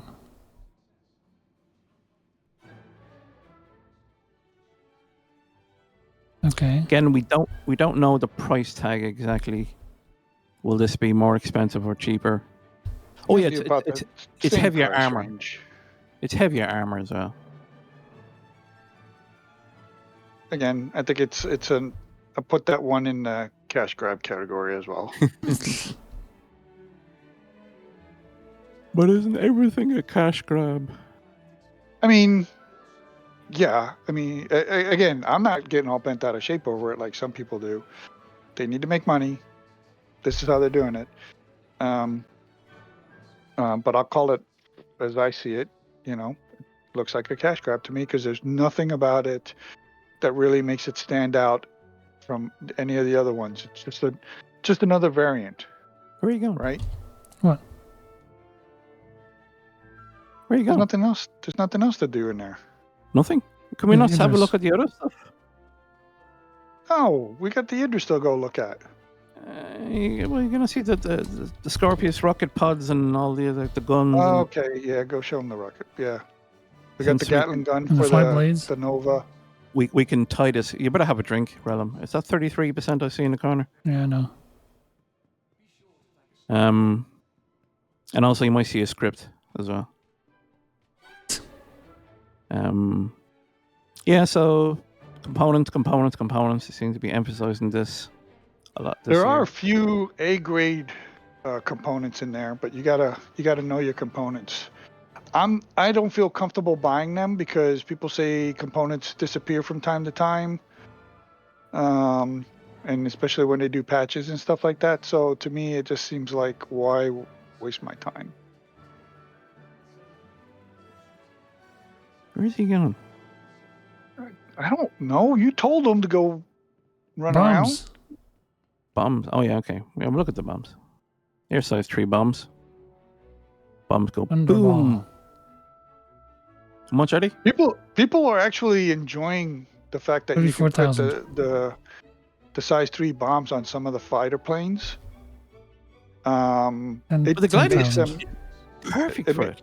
It makes them multi-role, right? So you can have missiles as well as bombs. Is that all? Okay. Or one torpedo. No, that was a torpedo. The size 3 bombs are 10K, I think. Yeah. The torpedoes, the size 10 torpedoes are in the 500,000 range. The size 12 torpedoes are in the 1.5 million range. You can get a fucking ship for that. Yep. Yeah, they said it was going to be expensive to run a capital ship. There you go. Oh. Where is he going? I don't know. If you don't tell him where to go. He heads towards one way, then suddenly turns 90 degrees and heads somewhere else. But anyway. He's a delivery driver. Of course he doesn't know where he's going. Okay, yeah. Okay, we have the tank here. Is the Gatling gun here? It should be here somewhere. Yes, go to the tank over to the right. And you'll see it right over there just in front of it. No, go back, go to the right. What do you mean? He just turns and just goes, no, I want to go that way. It's like he's a dog. Squirrel. Oh, runs. Oh, distracted. Go left. Oh, stop. Go left, right there. Oh. All right. So that's the new Gatling gun. So you can buy this in the store, isn't it? Much you selling that? Nobody complained about that. Yeah, well, that's right. I know. Well, some did, I think, but I think they were too blinded by the blades and the bomb racks. So much is this? Much are they selling it in the game, or can you get it in game? No, you can't get it. No, you can't get it in game yet. So why would you get something like this? It's just different. Like it's limited. It's like the but I mean, the thing is, so is the regular tank, right? It's limited to number of shells. This one, appeals to the people that like DACA, right? It's a Gatling gun. It's like having an A10 machine gun mounted onto a tank instead of the single shells. You go up there and you just start going off and tearing shit up. DACA. That's funny. Yeah, I can't find the price tag for it. I doubt it's worth it. Buying it for real world money. I don't know what the damage of it is. So Warbound, it's $15. Okay, and you get the paint with that. So that's yep. You get a paint, and you get the hat and a T-shirt. So that's $5 for the hat and T-shirt. Let's see, what's the other vehicle? It's a size 5 ballistic Gatling gun for the Nova. Yeah, but didn't they emphasize that vehicles like this, anything like the size 5 would be much more powerful than the normal size 5? I don't know. Just a lot of DACA. Where is it? Am I gonna see Nova? There we go. Come on, computer, hurry up. Paints. So let's say the most expensive paint is $7. So $7 and $5. That's $12. Oh, yeah, that's not a bad idea, Shady. Having it for AA. I don't know if you can get the angle. Yeah, you can leave this room. There's nothing in here. Well, the script would be about one. Go and get the script. You gotta go hunting for the script. They're not right out in the open. Go to that corner where I showed you where to get one. No, just look here off to the left. Go on, look here. No, okay. We're trying to do a show, not an Easter egg hunt. These are the new Talons. Yep. Only 535,000. I can get an Aurora for that price.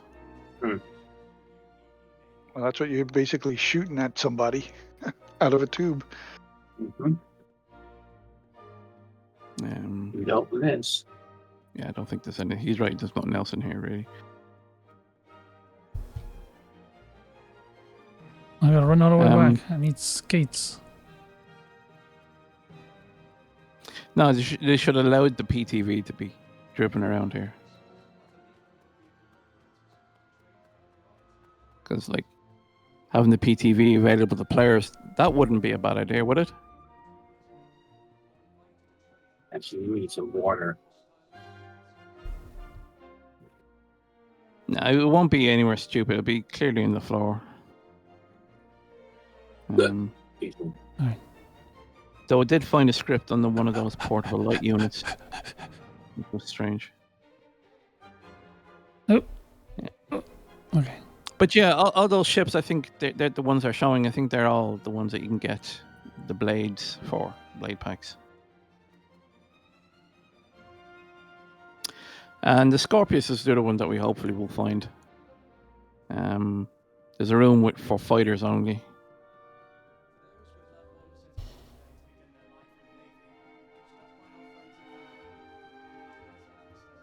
Faster, Ellen, faster.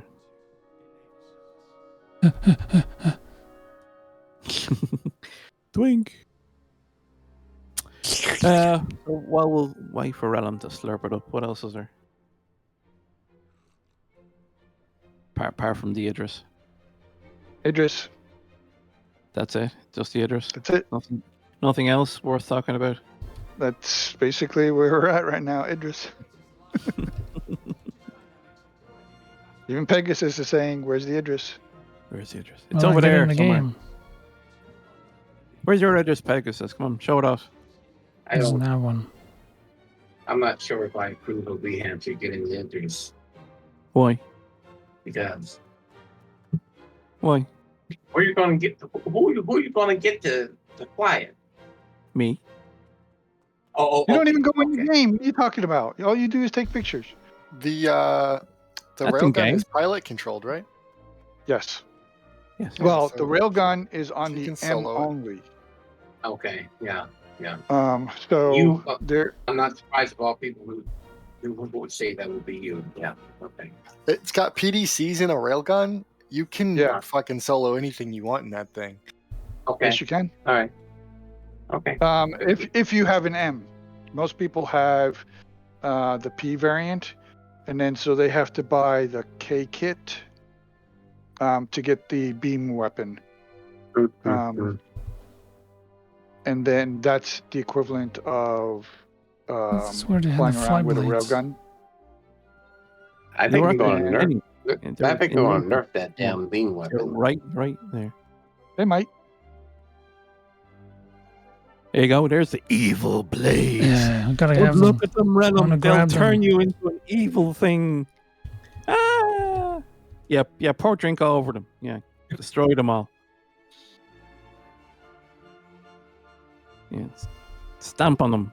I'm gonna throw garbage at it, being like, "You don't agree with your shit." Mm. There you go. Evil. Over new way to fight. Pocket some your money. I don't know if you talked about. What do you think about the blades being very variant specific and not over a series? Huh? Like, for example, as we said earlier on, the Avenger, when you buy the pack, you get blades for each of the variants rather than one for the entire series. Yeah, that seems kind of weird. Why make it easy? Go left. You're not going to find anything there. He's script hunting. I know he is. He's not going to find anything. No? And look. On the secret room. Ooh. They got whammers. They got burgers. That's funny. Spider Hall. Gladius. They missed a trick by not putting the missile rack. They did. That is, yeah. They should have put them there to show it off. They did miss an opportunity. Yeah. Oh, here we go. So there you go. That's Seth. So this is an interesting alternative for the Scorpius owners. Instead of having that 4-gun remote turrets that a pilot can use, but you might be a bit better off. Pilot cannot use. If he can, but shoots forward, no? No. No, pilot cannot use it. That's one of the reasons. Well, I wouldn't say that's one of the reasons, but if you get this currently, they may nerf it, but currently, if you get this, the pilot has control of this, and they can fire missiles.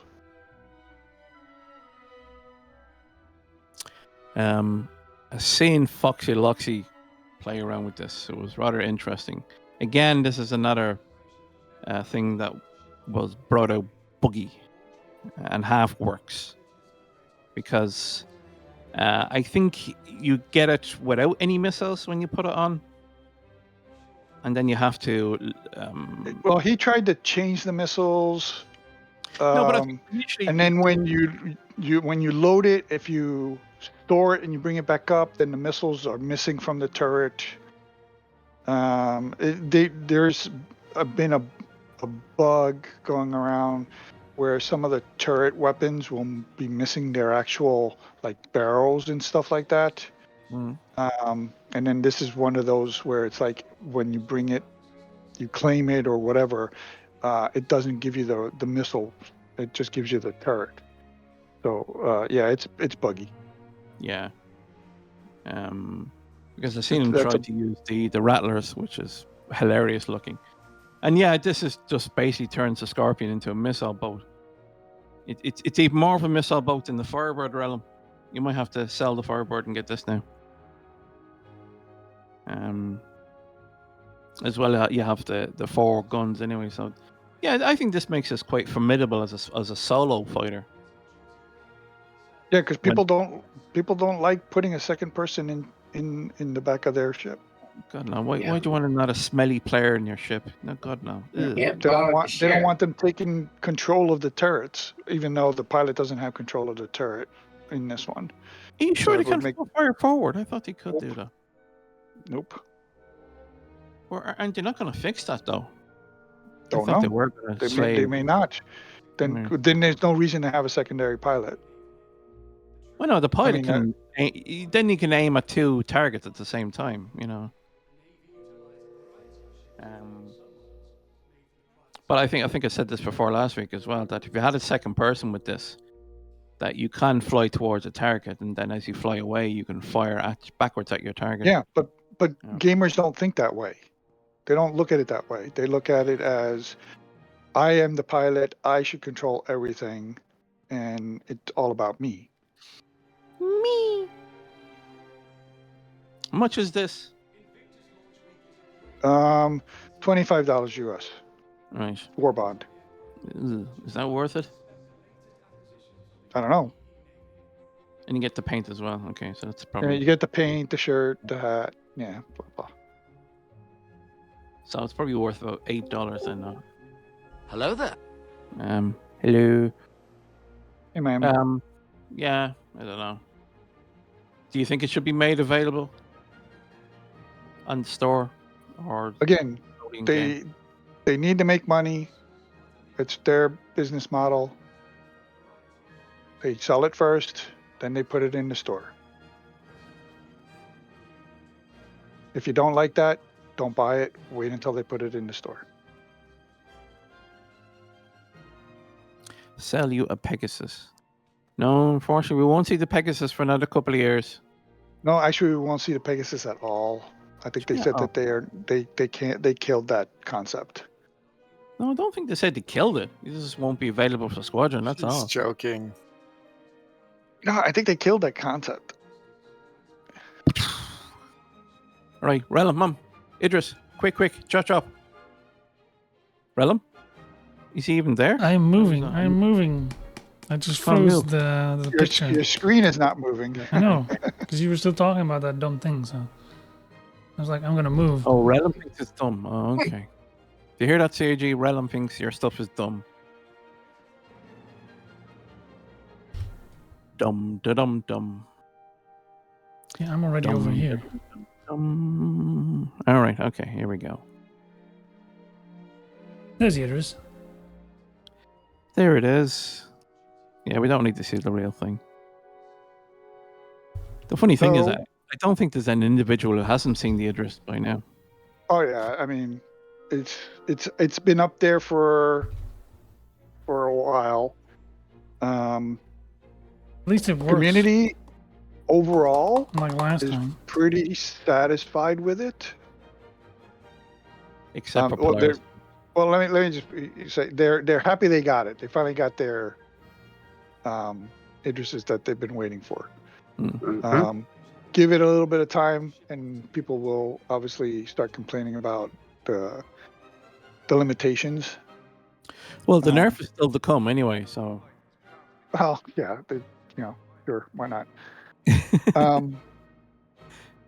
The Idris M players get the railgun, That's good. the heavier armor, the size 5 torpedoes, the size 7 turret on the nose.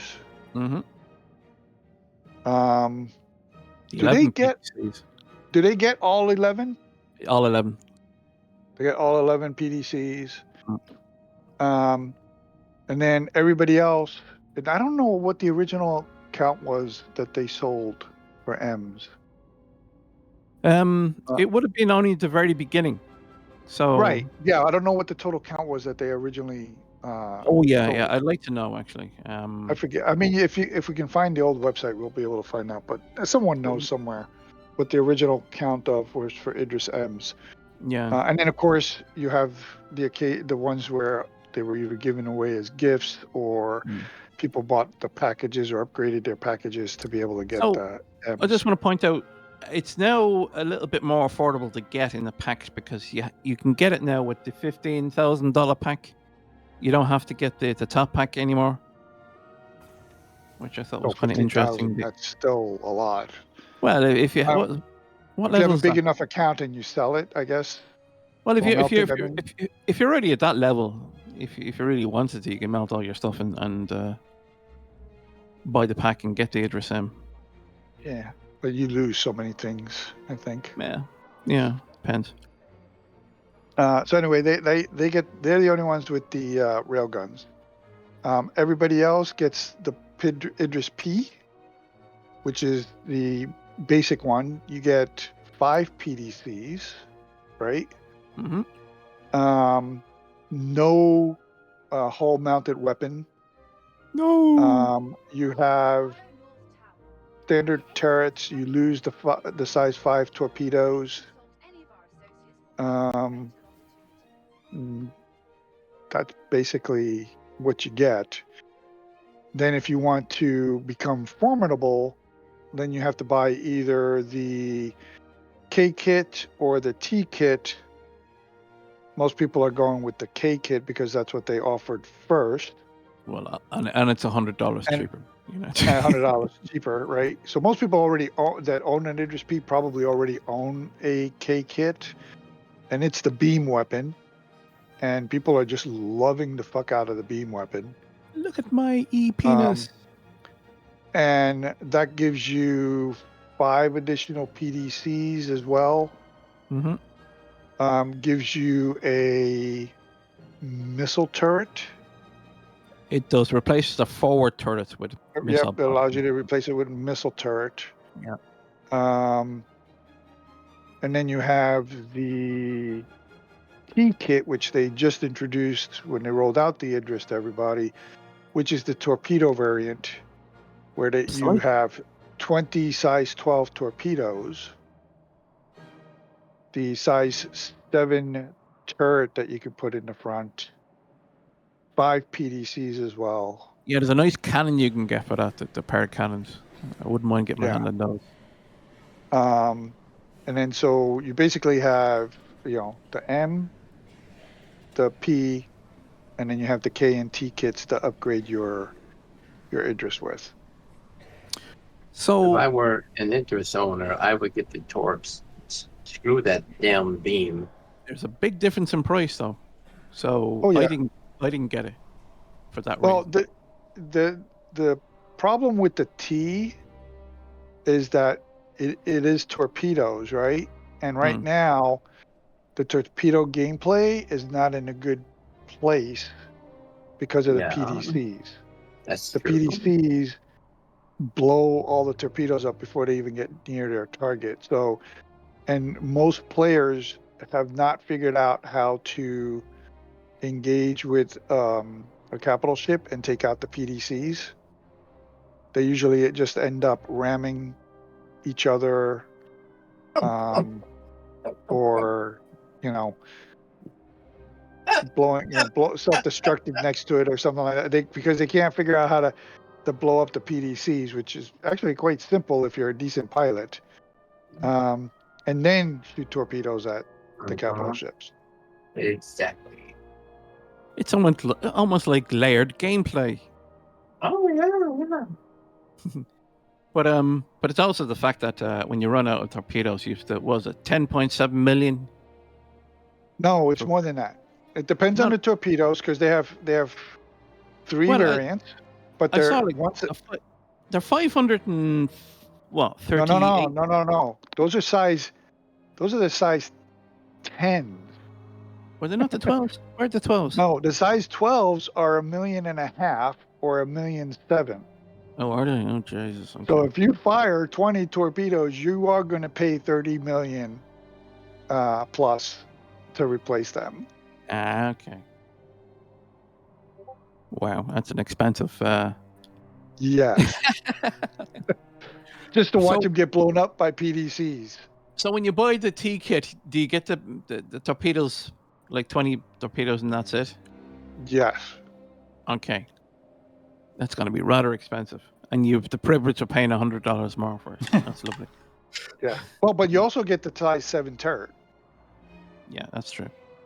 And you get the PDCs. But I mean, I would say the real deal is the K package, not only because it's cheaper, but because of the beam weapon. Mm-hmm. The beam weapon. I mean, I have a guy in my organization. He has an M, and he took off his railgun and he put the P on it. I mean, he put the beam weapon on it. Well, it looks cool. You know? Well, you don't have to pay for the rearming, and you're not limited by shots. But does it not have like 2,000 shots anyway? But yeah, but you have to pay. Well, you don't have to pay to reclaim. You just fucking reclaim your ship. But it's a 20. Oh. It's a 20-hour reclaim. Is it 20 hours? For an interest? The thing about it is, we don't know how much that will cost in power. We don't know if you turn on this beam, that means you won't have any shields. That means, No, you don't lose your shields, but I mean, I'm sure it affects all your turrets. Yeah. Turret. So I'm guessing that's the Idris K front turret. Yeah. So again, a question about this. So I've always been negative with this because is that Miami? The fuck's wearing a freaking cape. Yeah, good. It's Lando. Looking good. Let's armor that part. So what happens if the missiles run out? So does this system that they're talked about, where if you have stuff stored in a certain cargo space, that it will rearm itself? I'm also looking good. No, not yet. But if you watch the Con 42, or you read the Cliff Notes, they are hoping to bring that in as part of the engineering patch. 12. Okay, so this is an important thing because I remember when I first saw that turret in the K kit, I was immediately put off going, why would you replace this? Because once those 16 missiles are empty, it's useless. Right. So yeah, this is very important, I think. Well, no, I mean, right now, you're right. It's useless. You have to go back to some place and restock it. But so if you're in the middle of a battle and you run out, it's useless. The same thing with the pepper box, right? You're firing them as soon as they're done firing all their missiles. You can't reload them unless you go in. They're not unlimited like the no the cannons. Okay. No, because they're energy. All you have to have is a battery or a power plant, right? Where every ship's got a power plant. Really, I thought they were ballistic. Okay. No, they're missiles. See, but I wasn't too sure about an everlasting beam. I'm simply am not convinced that they will put some limitations on that beam. So these are the pepper boxes here. Yeah. What's your problem with the beam weapon? That it's a beam? It will never break or never run out of ammo, kind of thing. Which I think you're right. There will be wear and tear, which will eventually degrade it to where you have to repair it, or you won't be able to do as much damage or something if you don't take care of it. So that's later gameplay that will probably put some kind of arbitrary cap on the use of the beam weapons there, Rad. Well, we shall see. So I want to give out about this display. Well, it's cool having it here. This area is dark. Now, I know it's nighttime, but even during daytime, it's dark. You're just in the clouds, the clouds are fucking annoying. Below it. Yeah. But you guys wanted clouds, so you got there seems to be less air up here than down there, so it's also colder. Yeah. You're half in space. It's colder. Yeah. You can actually, see your temperature The drop air if you're pressure not is wearing lower a too, suit or whatever. You can hear the wind blowing. It has like, wind blowing like you would be at the top of a skyscraper and shit. So that's kind of cool that they actually put that in there. Left or right? But yes, when they do when they roll out the engineering, Mid-bay. They do want to bring in the rearming of Go in here. Weapons. Now go in. Open door, walk You in. want to press button. So these are suit rooms, suit locker rooms. These are important spots because if you look up, there's supposed to be a hatch. Right now, it doesn't work. Nope. But these could be future entry points when they properly introduce that gameplay. So this will be very important spots to keep an eye on. Also, of course, it means that you can get easy access outside. Wise. For your eventual repairs. But yeah, everything's a placeholder in this place. So I'm guessing that's when we get the proper model. What they said was, this would be hell to maintain. Yeah. This door does nothing. So there's a room there, and we don't have access to it. So CIG. This is the cargo grid for 48, 42 SEU or something. 48, but doesn't work properly. So the cargo grids are all jacked up right now in this patch. So this thing's supposed to go down or something? No. They just things aren't lining up. They're not lining up. Through the extra wide door. You track to beam it. Wow. You don't bring anything bigger than a 2 SCU container. But yeah, the grids are all messed up. So if you're going to play, just be aware that not to do full cargo because it's going to be a bad situation. Yeah. You can't get in it. They've got it blocked. But that's a tier 1, and those are tier 3. So I wonder how people feel that being a tier 1. Is it unfair? Should tier 1 not only be for the Apollo or the Endeavour? No. Since No. that's hospital It's grade. fine. No, that's fine. Military ship. Big frigate. It's a big ship, yeah. No, that's fine. Besides, they're going to be redoing the whole medical gameplay, I'm sure. So who even knows Let's go around. what it's going to mean to have a tier 1 versus a tier 3. Right now, they're just spawn points with longer distance ranges. Relum and the Idris go round and round, round and There's a lot of escape escape pods. pods. Yeah. Front gun turret. So this is the size 7 turret. I think they disabled I it. can't get in there. Did I? Oh wow. Yeah. Okay. CIG no fun. No, CIG fun, players ruin. No fun. No fun. I want to Players shoot ruin ships. fun.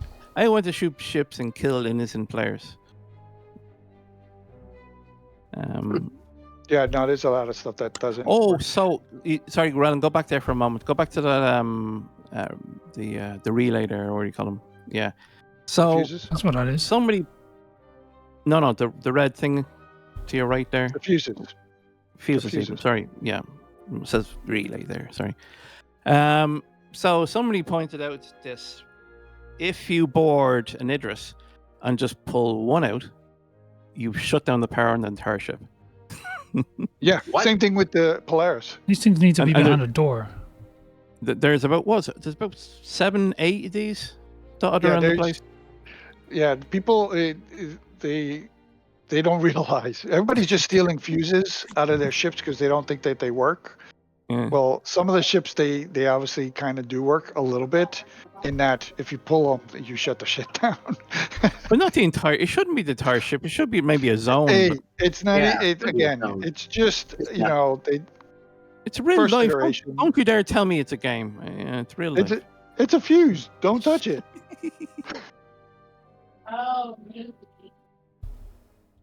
But the thing is, they said that they gave us the Idrises prior to Squadron 42 because they said they have made enough changes in the game or in Squadron Idrises that there are still surprises to be had, and it will be a different experience. So they felt that they were able to give us these in the interim until Squadron 42 comes out, and then they'll give us actual new updated Idrises. Similar to with the Vanguard, not the Vanguard, the Vandul. When Squadron drops, we'll actually get the updated Vampire, Vanduls. kill him. There's no personal storage in either the XOs or the captain's room, which is annoying. I doubt anybody's really going to be using those. I think most people are going to be just fucking taking these out, doing combat, and blowing shit up. They're not going to be storing anything in But any I of need these. I need to store my stuff. So plenty of shelves. That badges thing that we complained about had no purpose. It will sit right up there. All the trophies. Yeah, that's where it goes. This just came from there. What a dark hallway. I don't get this.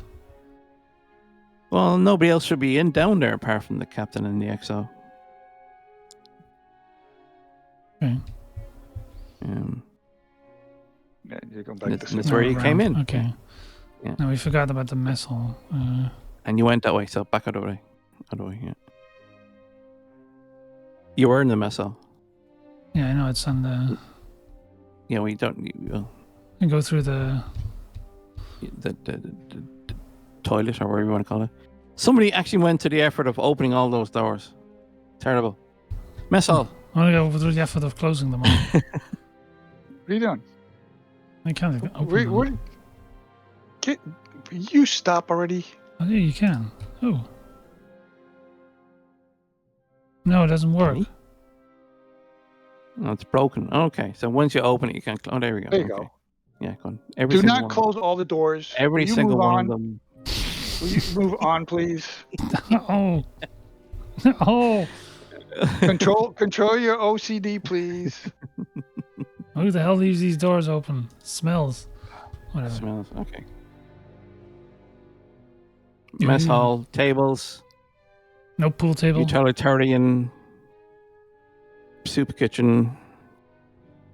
Yeah. No. What is To your that? left, in there, left, there, in there. Why? Bunks. So this is all your bunks. There, the pilots' chambers down the opposite end. Another For some toilet. reason, they have another toilet here. I'm not sure why. I thought this was a waste of room. They could have made this some kind of play area or something like that. Remember, Pool we table. don't know what they've changed. That's This true. is- All I care is there better be arcade games in a pool table. That's all I'll say. We won't know until Squadron 42 what they Oh. changed. Yeah, so this is the pilot's room. More So shells. you can put more shells. Nice quarters. Yeah, airmen always seem to get the better stuff for some reason. They're officers.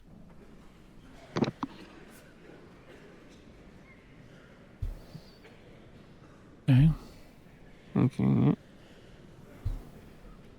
What's that? Get us downstairs. Yeah, is that a downstairs? I'll stop here. So there's the pods. Sim pods. They Like a don't work, train. but yeah, that's where you train. Yep. Arena commander. Very reminiscent of Wing Commander. Down here is the gym with the best feature of the entire ship, which is a This is a human gym? hamster wheel. Yeah, here's a human hamster wheel. Oh. I thought these were Unfortunately, they like don't work. luggage scanners for incoming. Luggage scanners. Yeah. Luggage. No, this is how you power the It's a ship. tread. This is When you the need tread. when you need extra power, That's it. Yeah, Okay. yeah. you put the hamsters on the treadmill.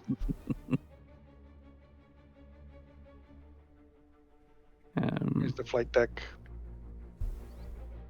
It's actually disappointing. They should have put 2 Gladius in there, just to give you scale.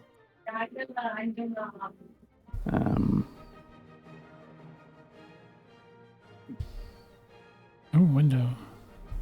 I know you can put 7 Buccaneers in that area. I'll say more, but it's interesting in the video that they showed with the Idris that they had arrows side by side. I'm kind of glad CIG showed that off. So these are cargo grids. They have 20 separate cargo grid areas. Your large components are the other slots. Like that's a component area right Holder, there. yeah. Can I open it? No. Yeah, you want to need to store parts and stuff like that for sure. Was it 1,034 SCU in the hangar? On those grids, you can obviously probably put the bigger ones on the pads. Now, I don't know if you, I mean, you're not really meant to block the components, but they're not cargo grids, but I think you can put stuff on that in front of them. It's just, I don't know if they're secured. Should they allow you to secure them?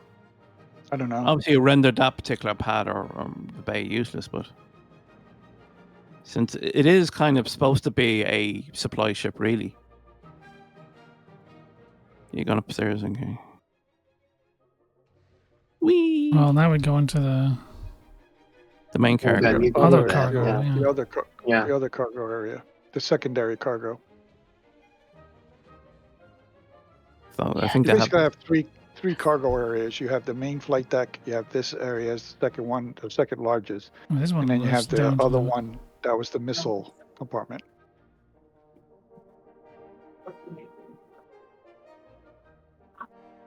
Mm-hmm.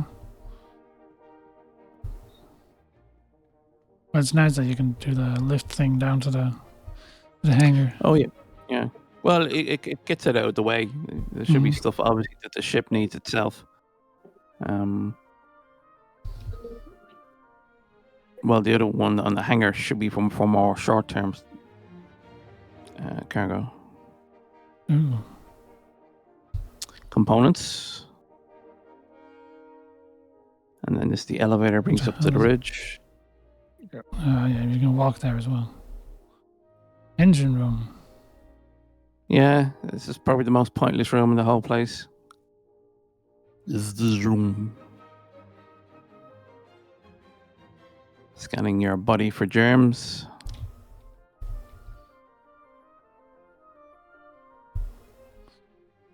So yeah, big things that go up and down.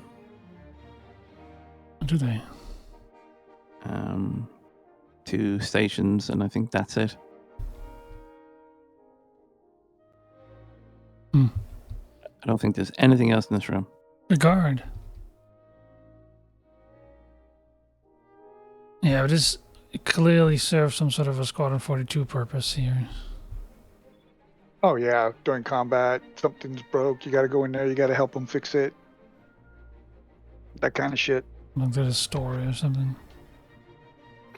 So one side of the escape pods that don't work. They don't work. It's supposed to use the escape pod that you find on an MPUV personnel. It's the same. Holds 8 people. Security room, and they've actually increased the number of cells. It originally was 4, now it's 6.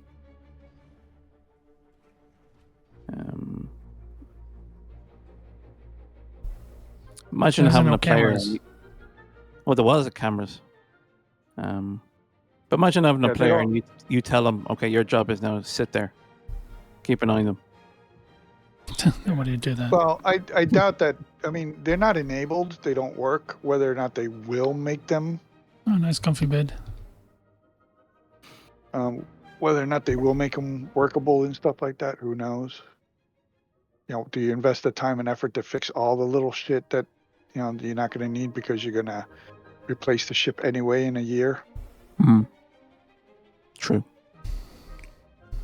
I mean, I don't expect a lot of people complaining about a lot of the stuff not being in place because most people are going to be using this just to fucking blow shit up. Yeah. Look at me and my particle beam. I'm going to ram you to death. Yeah. Or you're going to have people that are going to be using it as their base of operations. And they're going to have, a mining ship or a scavenging ship or whatever. Oh, wow. How? Okay, there you go. Fantastic. Hey, nice. Yeah, you must remember that one. Okay. You should have taken the elevator. Yeah, if that's not glitchy. That is really funny. So yeah, I mean that's going to be like the two main purposes. People are going to be using it for combat, or orgs will be using it for combat, and people will be playing it to go hang out in the far reaches and feel secure with being able to do everything from there.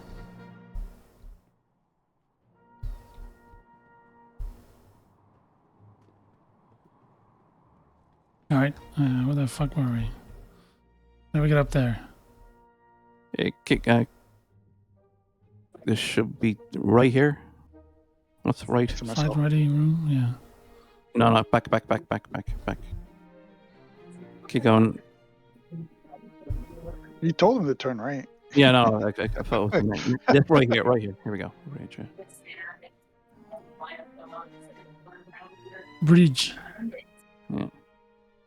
No, stay in the staircase. No, I just want to look out. No. Pretty window. Lieutenant. More bloody. All right. Fuses. Remote turrets. 4 remote turrets. That's the elevator. On the other side of the elevator is supposed to be where the escape pod is. That's a flawed design. No, that's not an escape pod. That's a docking collar or docking port or something. No, that's supposed to be where the escape pod's for up here. Oh, okay. But that's a flawed design because you need the elevator to come up so you can cross through it and go to the other side. And then, anyway, so yeah, your various stations. One station actually is like a lookout station. There's a camera on the top and a camera on the bottom of the Idris. And you basically just pop into the camera and you just look around. It doesn't have any other function. I noticed those cameras, they took them off the Reliant, the Mako, is it? Oh, is that the... Yeah. But they're on the Idris. And the captain's chair, and some are giving out that it has absolutely no functioning whatsoever. None whatsoever. I'm like, as it should be. What the fuck? There. Yeah, you just sit there and point and tell people to do shit. Go that way. That's your job. Shoot him. Yeah. But you got to be able to at least know what's going on. At least Captain Kirk had a couple of buttons. That's true. No, you're right. No, he's supposed to have a status display. You got to be able to tell them where to go. They got to know what heading they're facing. I mean, if you want to do it the right way. Otherwise, you can just say go left or go port. The real captain doesn't You know? even sit; he just stands, and if Yeah. something goes wrong, he kicks one of the officers off the chair and then does it himself. That's Like, true. I'll do it myself. Mark Strong, or was it Mark Strong? He did that in the thing. Yeah, but that's Kicked that because fucking- it was his ship, but his command was taken over by Bishop. Yeah. His, But he went and he slapped that guy out of the way and said, "Fire the fucking weapon, motherfucker." mhm. Yeah, because the guy froze. Yeah. Didn't do his duty. So Does this thing work? nice tour. Yeah, it does. So Ooh. let's talk about the Polaris drama. Not that it's Drama much with of a the drama. Polaris? Polaris drama? It's not drama. It's more like now that they're no longer the big kid on the block. Oh, They're more whiny about. It's like, oh, I'm not special anymore. Hey, why can they fire torpedoes? Their torpedoes are bigger than mine. And I bet you most people will try to fucking melt their Polaris to get an interest. see- Yeah, I you wonder mean. who was sad to do that. Yeah, that would be a very shitty thing. Or that they're too stupid to not understand what the role of the Polaris was in the first place. Well, now So- they know that they're no longer at the top of the food chain. They have been knocked down because the Polarises do have the ability for the pilot to fire weapons. The Polaris, all they can do is fire missiles. Yeah, so that's a bit unfair. I'll admit that. You know, yeah. That's not unfair. No, it is. Fuck 'em. Fuck them. No, but it's all temporary. The pilot and the Idris shouldn't have control of the weapons either. So, Well, I don't know. They're the ones that point the ship, and it's a line of sight weapon. That's why you have stations. So Pilots should only be piloting. I don't know. I guess you're. I mean, I can't. I've used that Open the door. argument many a times myself. So I can't really disagree with you, but I don't know. We'll see. No, go straight ahead, Relum. Go in, and go right. Go down there. Remember, stay in the stairs. Lieutenant.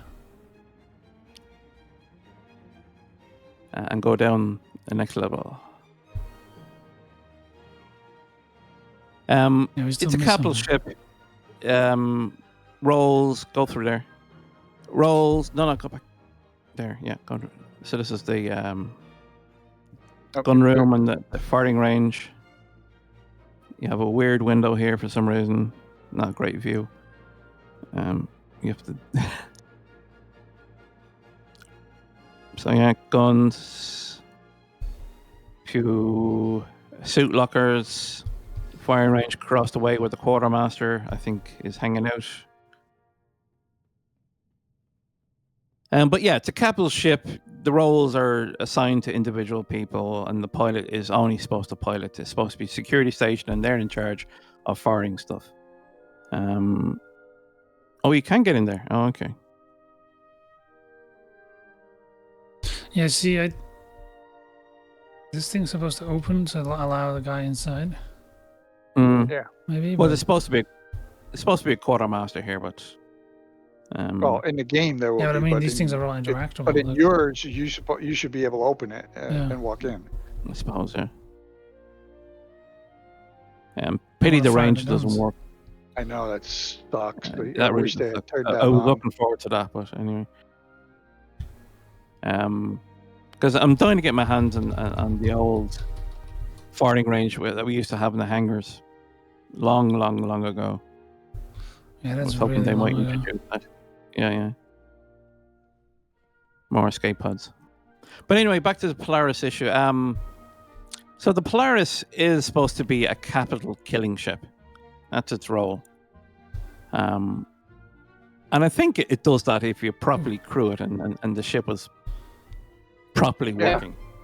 It's not meant to engage head on. It's supposed to be like,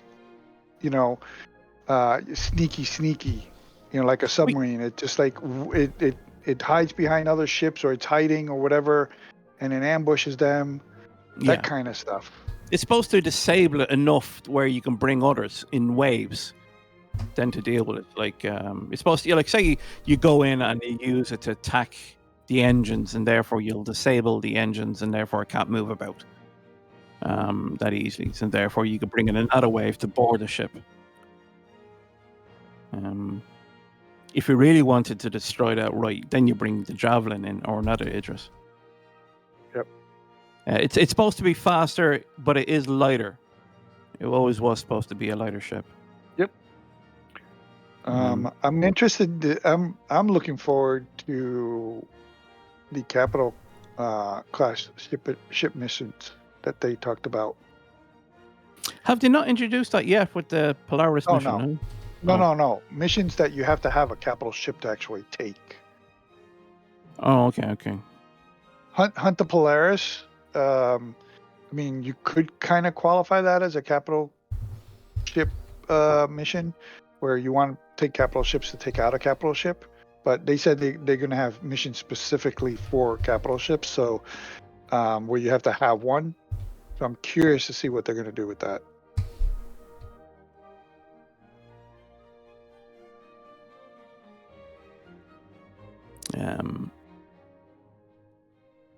I wonder what difference the Perseus will be when they introduce that. And we're not getting that. And we're not getting that till IAE. I'm so disappointed. It's not that far away, really, if you think about it. 6 months. Yeah, it's not that far. 6 months. Okay, it's far for gamers, yes, but in reality, it's not. But as we learned last week, it's been beefed up to Pyre size 8s. Oh my god. Ballistic. Yeah, that's just lethal. There was so many talk that they might beef up the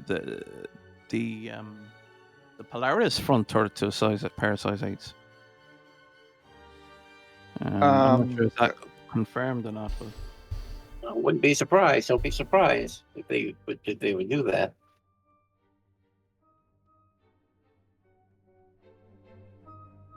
Nah, I don't think so.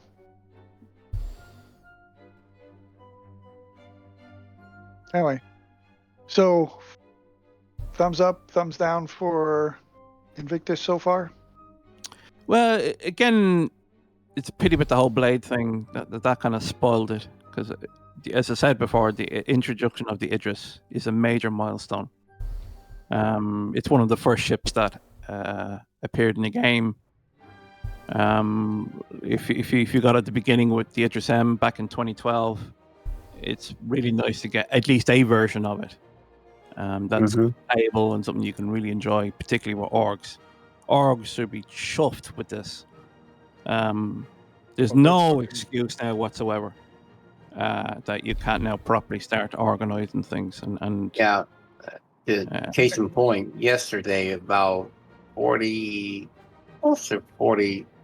people in my org was on like two Idri and a couple of Polarises and having training sessions. So yeah, I know my org is very happy with it. Yep, very cool. Yeah, it's now is the time to start preparing your org to be a proper org and getting the training in. There's no excuse now. No excuse. There's always an excuse. All right, so last thing. But I really now demand that every other big orgs, from Imperium ADI, Test, they now should be doing drills all the time. You can't demand shit from them. You're not even in that org. I'm telling them now. Do it. Yeah. We did it last night. Let's talk about Con 42. Okay. The only thing I really care about Con 42 is, there was some very good stuff. I'm not going to go into all of it. I don't remember all of it. The beer is the most important thing. There was two. Well, it is Frankfurt, so. There's two things. engineering and crafting. Okay. They're the next two big things. They didn't say what the order was going to be in, but I think they were hinting at engineering is going to be the first one, and it may actually be the next big patch. Okay. And when they do drop those two, they are thinking of doing it like they did 4.0, where they're going to have the tech preview as connected to the live instance, because it worked so well with 4.0. Plus, Okay. it's probably such a big change that it will break a lot of shit. And then so you'll have live, where people can play live if they want to, right, and not deal with it. But then the tech preview will have all the new features, but will also continue to advance your play, and you will actually be still interacting with people on live, right? But you'll have access to all the new stuff. So I'm really looking forward to that, because I mean, engineering is just around the corner, and so is crafting. And I actually enjoyed the tech preview. I thought that was great. I could jump on either or. If I wanted to deal with the new stuff, or I didn't want to deal with the bugs and stuff like that, I'd just go to live, or I go to the tech preview. So those are the big takeaways I took from that. Look! Important news! Breaking news! Jared says the June patch will be awesome. Awesome. I think that's going to be the engineering, the first iteration of engineering. I think it's just yeah, but it's just weird to note down. You're like, of course he's gonna say that. It's just not newsworthy, but whatever.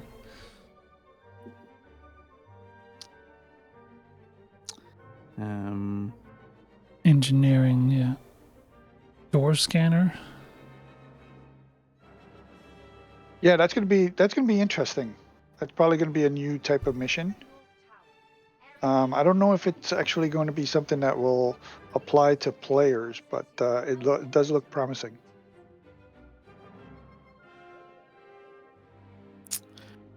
Let's see now. Sorry. Where are we? Sorry, I was looking at something else there. Door scanners. Question. So there's a quest or something where there's a door scanner, and so you can't get in unless you're actually wearing the uniform from an NPC. Oh, so you yeah, have to kill the that's NPC, weird. put it on, and then it that's what that recognizes means. you as somebody that works there, and then they'll let you in. That's strange. I find that a strange gameplay. It would make sense if you had, say, information that you can then grab a file and stick it on your mobi-glass, and then you're authorized through that. But wearing some other clothing, access card or whatever. Yeah, you grab the access card. You're wearing it on your clothes. You walk in, and they think you're that person or whatever. So I don't know. it's not weird.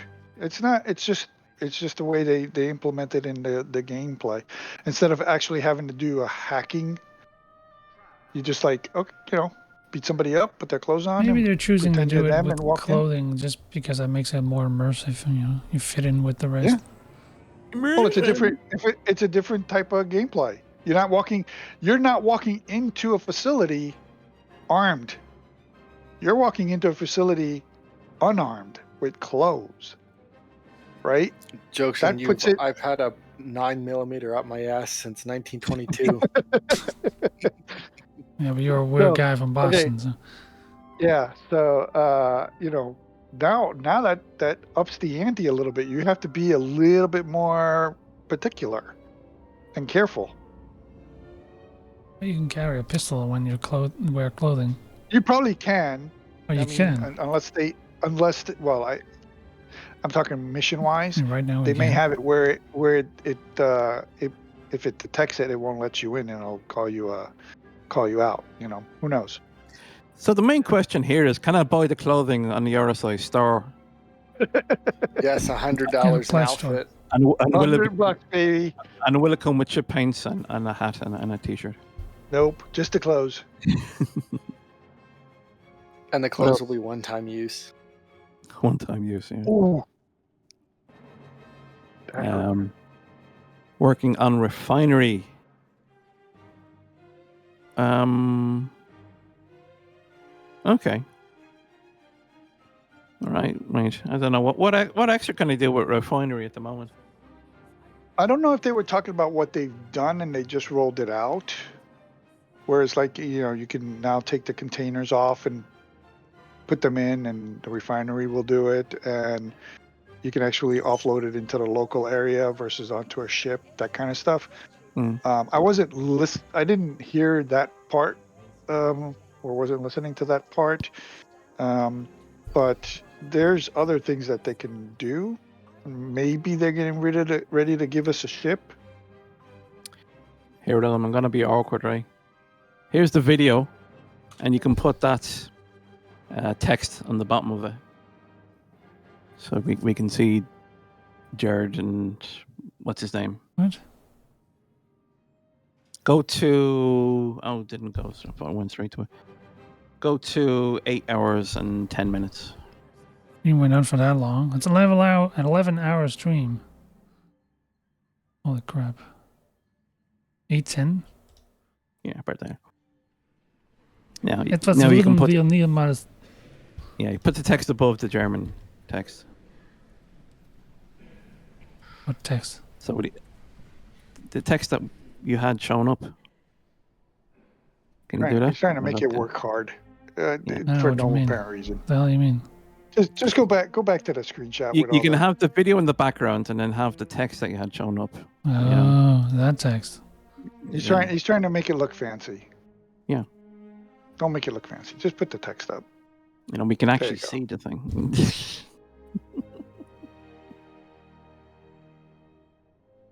All right. Are you happy now? Yeah, no, but go on. Bullet penetration, fire venting. Fire!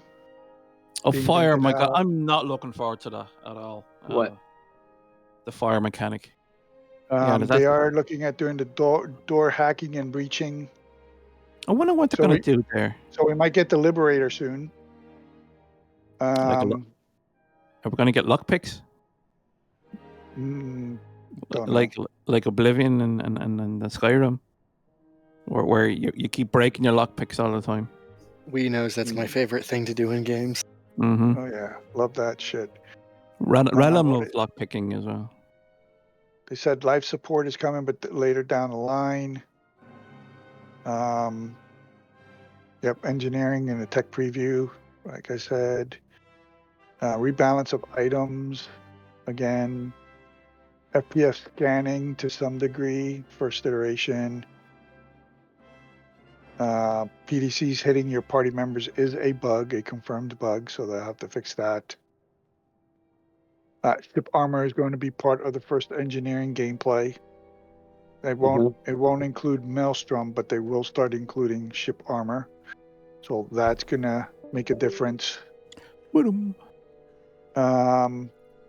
They're still trying to get ship depth versus ship destruction. Fire. Someone asked if we're going to be able to do forest fires. They said no. We're going to do fires inside of buildings or inside the ships first. Burn the world. Yeah, some people just want to burn the world. Hangar elevators. So the freight elevators. They said that it's not going to do everything, but it's going to be better. What do you mean better? So we might actually get some vehicles that we can pull up via the freight elevator versus having to do the main elevator. I don't know why they can't do a separate elevator. There's plenty of room around the sides for... Maybe that's what they're going to do. We don't know. Yeah. We don't know. They don't tell us everything. Scroll down to the Atlas Wicklow. Yep. Oh yeah, that. Yeah. The Wicklow Atlas might be coming in the next, or is coming in the next patch. What the hell does that say? ICT. Yeah. Yeah. Apparently it's Banu for weapons or something like that, I think. Yeah. So we're going to get that. I'm sure they're going to make it difficult. And that's probably be one of those ones where you actually have to mine the mineral. Weapon atlas. I like that. And they said the torpedo gameplay is what it is. It's not where they want it to be, but it's where it is now. Because people are saying the PDCs are too powerful and making torpedo play useless.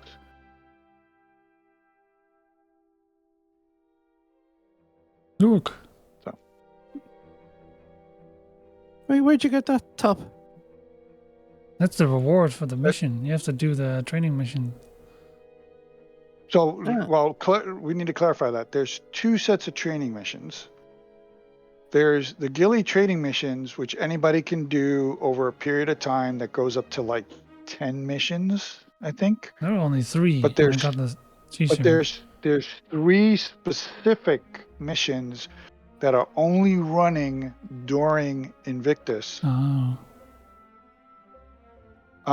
And those are under the priority missions. Yeah, they're really simple too. You just shoot a couple of people and you complete those 3 and you get rewarded with that t-shirt.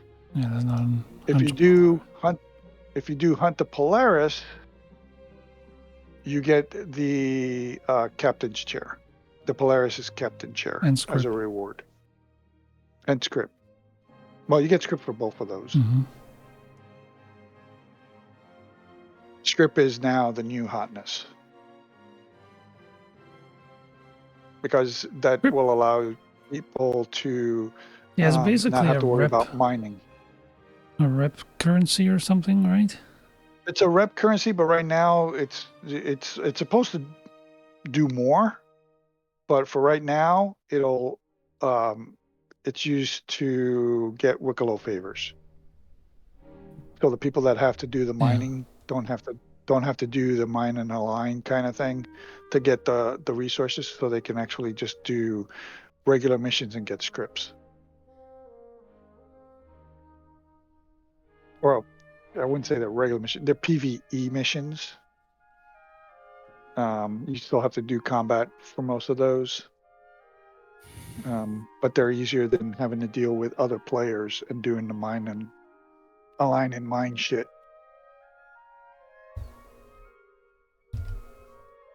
All right.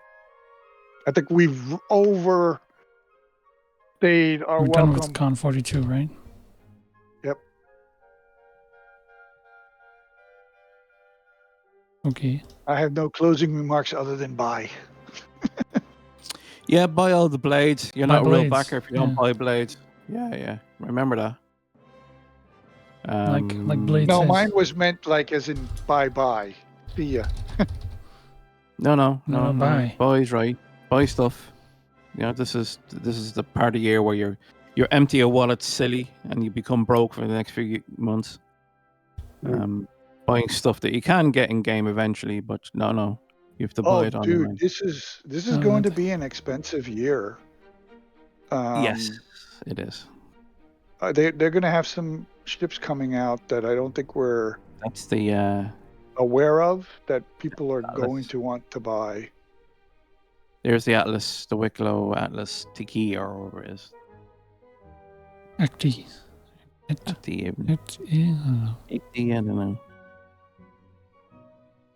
know. Buy blades, yes. So buy blades, yeah. Just see it as buying blades and you get a free skin and hat and t-shirt. Buy the Scorpius. The thing is, it's a cool skin. It's themed throughout the entire event.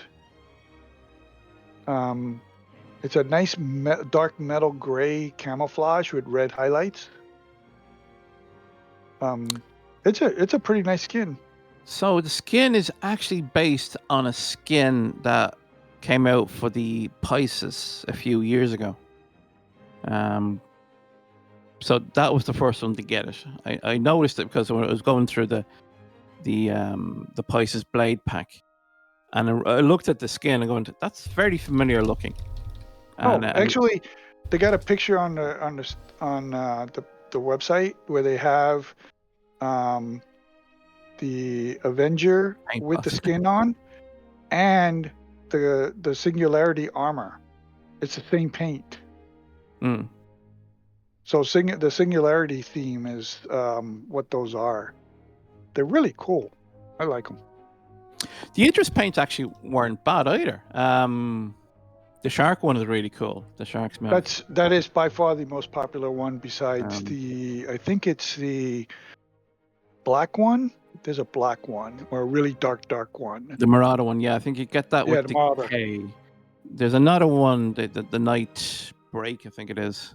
Yeah, so that's the one that all the ships get with the blades. yeah. A couple weren't released. The blue camo one didn't come out, and the metal one, the iron something to the left of that, didn't come out either. So expect them later on the year. But yeah, I thought they were pretty nice. Still expensive, but hey, if you paid for an Idris, I think it's nothing to you. Yeah. It shouldn't be. Well, it depends, unless people genuinely are spending money that they truly can't afford. Mm-hmm. That's another issue with gamers. The thing is, it's like it's been 10, 12 years, right? So people that bought it back in the day, their finances could have shifted, so now they can't afford it. What do we think of the price increase? It was Expected. 1,500. Was 1,500. Now it's 1,900 for credit. I expected an increase. The war bond went from 1,300 to 1,500. But yeah, I suppose it was expected. I don't know, did I expect it to be that much, but when it comes to pricing, I'm really bad at pricing. So I have no freaking clue whether it's good, bad, especially since it's just all pixels. I just know to expect when a ship drops, I expect the price to go up. I'm curious how quick the Idris sold out this time around. They said it was like 5 seconds. Right. You see, previous years it was slightly slowing down. I remember you still could get it like about a minute after it went on sale. Oh yeah, on Warbond, I remember one time when all the credits versions were sold out, but the war bonds were still available like a day later. Yeah. So right? So it's interesting to see that everybody snapped it up now, even though it's like $400 more expensive now, $400, and yet people still snapped it up faster than last year. That's hilarious. It's the gamer mentality. It's like, I gotta have the best. I gotta be the big cheese or whatever. It's like, instead of like, do I really need this? Yes. Am I really I'm a one-person show. Am I really going to be fucking flying around in a goddamn Idris by myself? Yes, I am, and I'm going to take on the world. Yeah. There's a big hole in the roof of your house, but that doesn't matter because you need to get that Idris now. Yeah. Fix a leak later. Yeah. It'll be interesting actually when the Javelin comes online. When that happens, what that's going to be like. That's really for the elite. Oh, wait till we start seeing the battle cruiser. Then the Retribution. I'm pretty sure we're gonna see the Javelin before Squadron 42. Yeah, I do believe so now. Maybe at the same time. Maybe at the same time. Yeah, that's probably a more accurate. But like that's now 3,500. That's probably going to jump to like 5,000 or something like that. Who knows? Something crazy. I wonder will they sell the battle cruiser this Citizen Con? That would be hilarious if they did that. Please don't go there. I'm not ready for that. Well, it's coming. It's coming. You'll probably have to sell your car to afford it.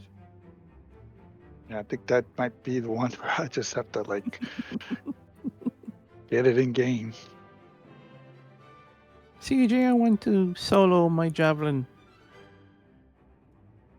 So yeah, I think that's it. Yeah, this whole thing is going on until the 27th, so In a way, it's kind of cool that this rotation thing is not occurring on the show floor.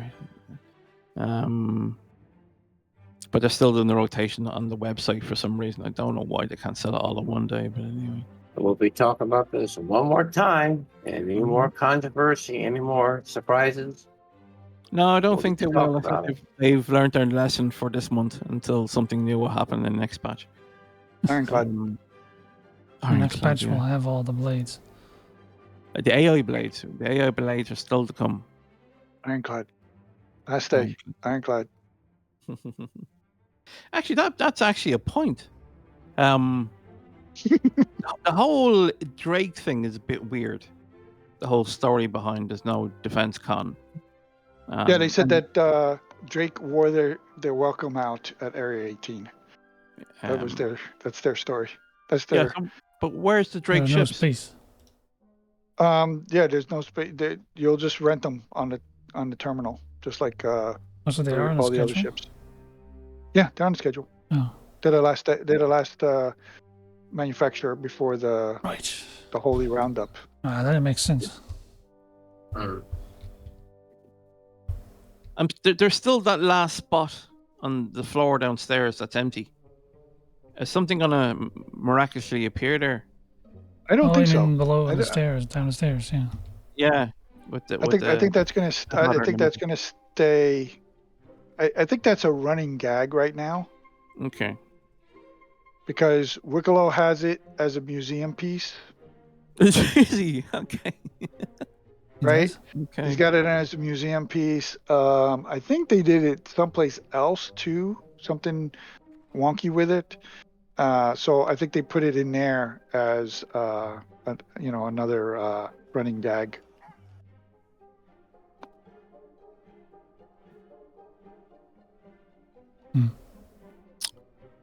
All right. Yeah. Okay. Better 3 hours. Nice healthy show again. Oh damn. I thought it was like. So yeah. Well, that's why I said. That's why I was like, I'm done. Let's go. Bye bye. Yeah. So just that's that. All right then. Nothing else. Okay. Bye. Bye. No. Okay. It's been good. Enjoy Invictus. Rest of Invictus. Maybe there'll be more news next week. Maybe. I don't know. I doubt it. Drama settles down. That's probably better anyway. Yeah. Okay, and I'll see you then. Good. That's it, man. Game over. Protect your wallet. Game over. Why not? Buy blades. Buy blades. More blades. More blades, the better. More. Do blades come with LTI? No. Another reason why not to buy. I want LTI. Do blades have their own paint? I want blades with The manufacturer specific. I want blade paint and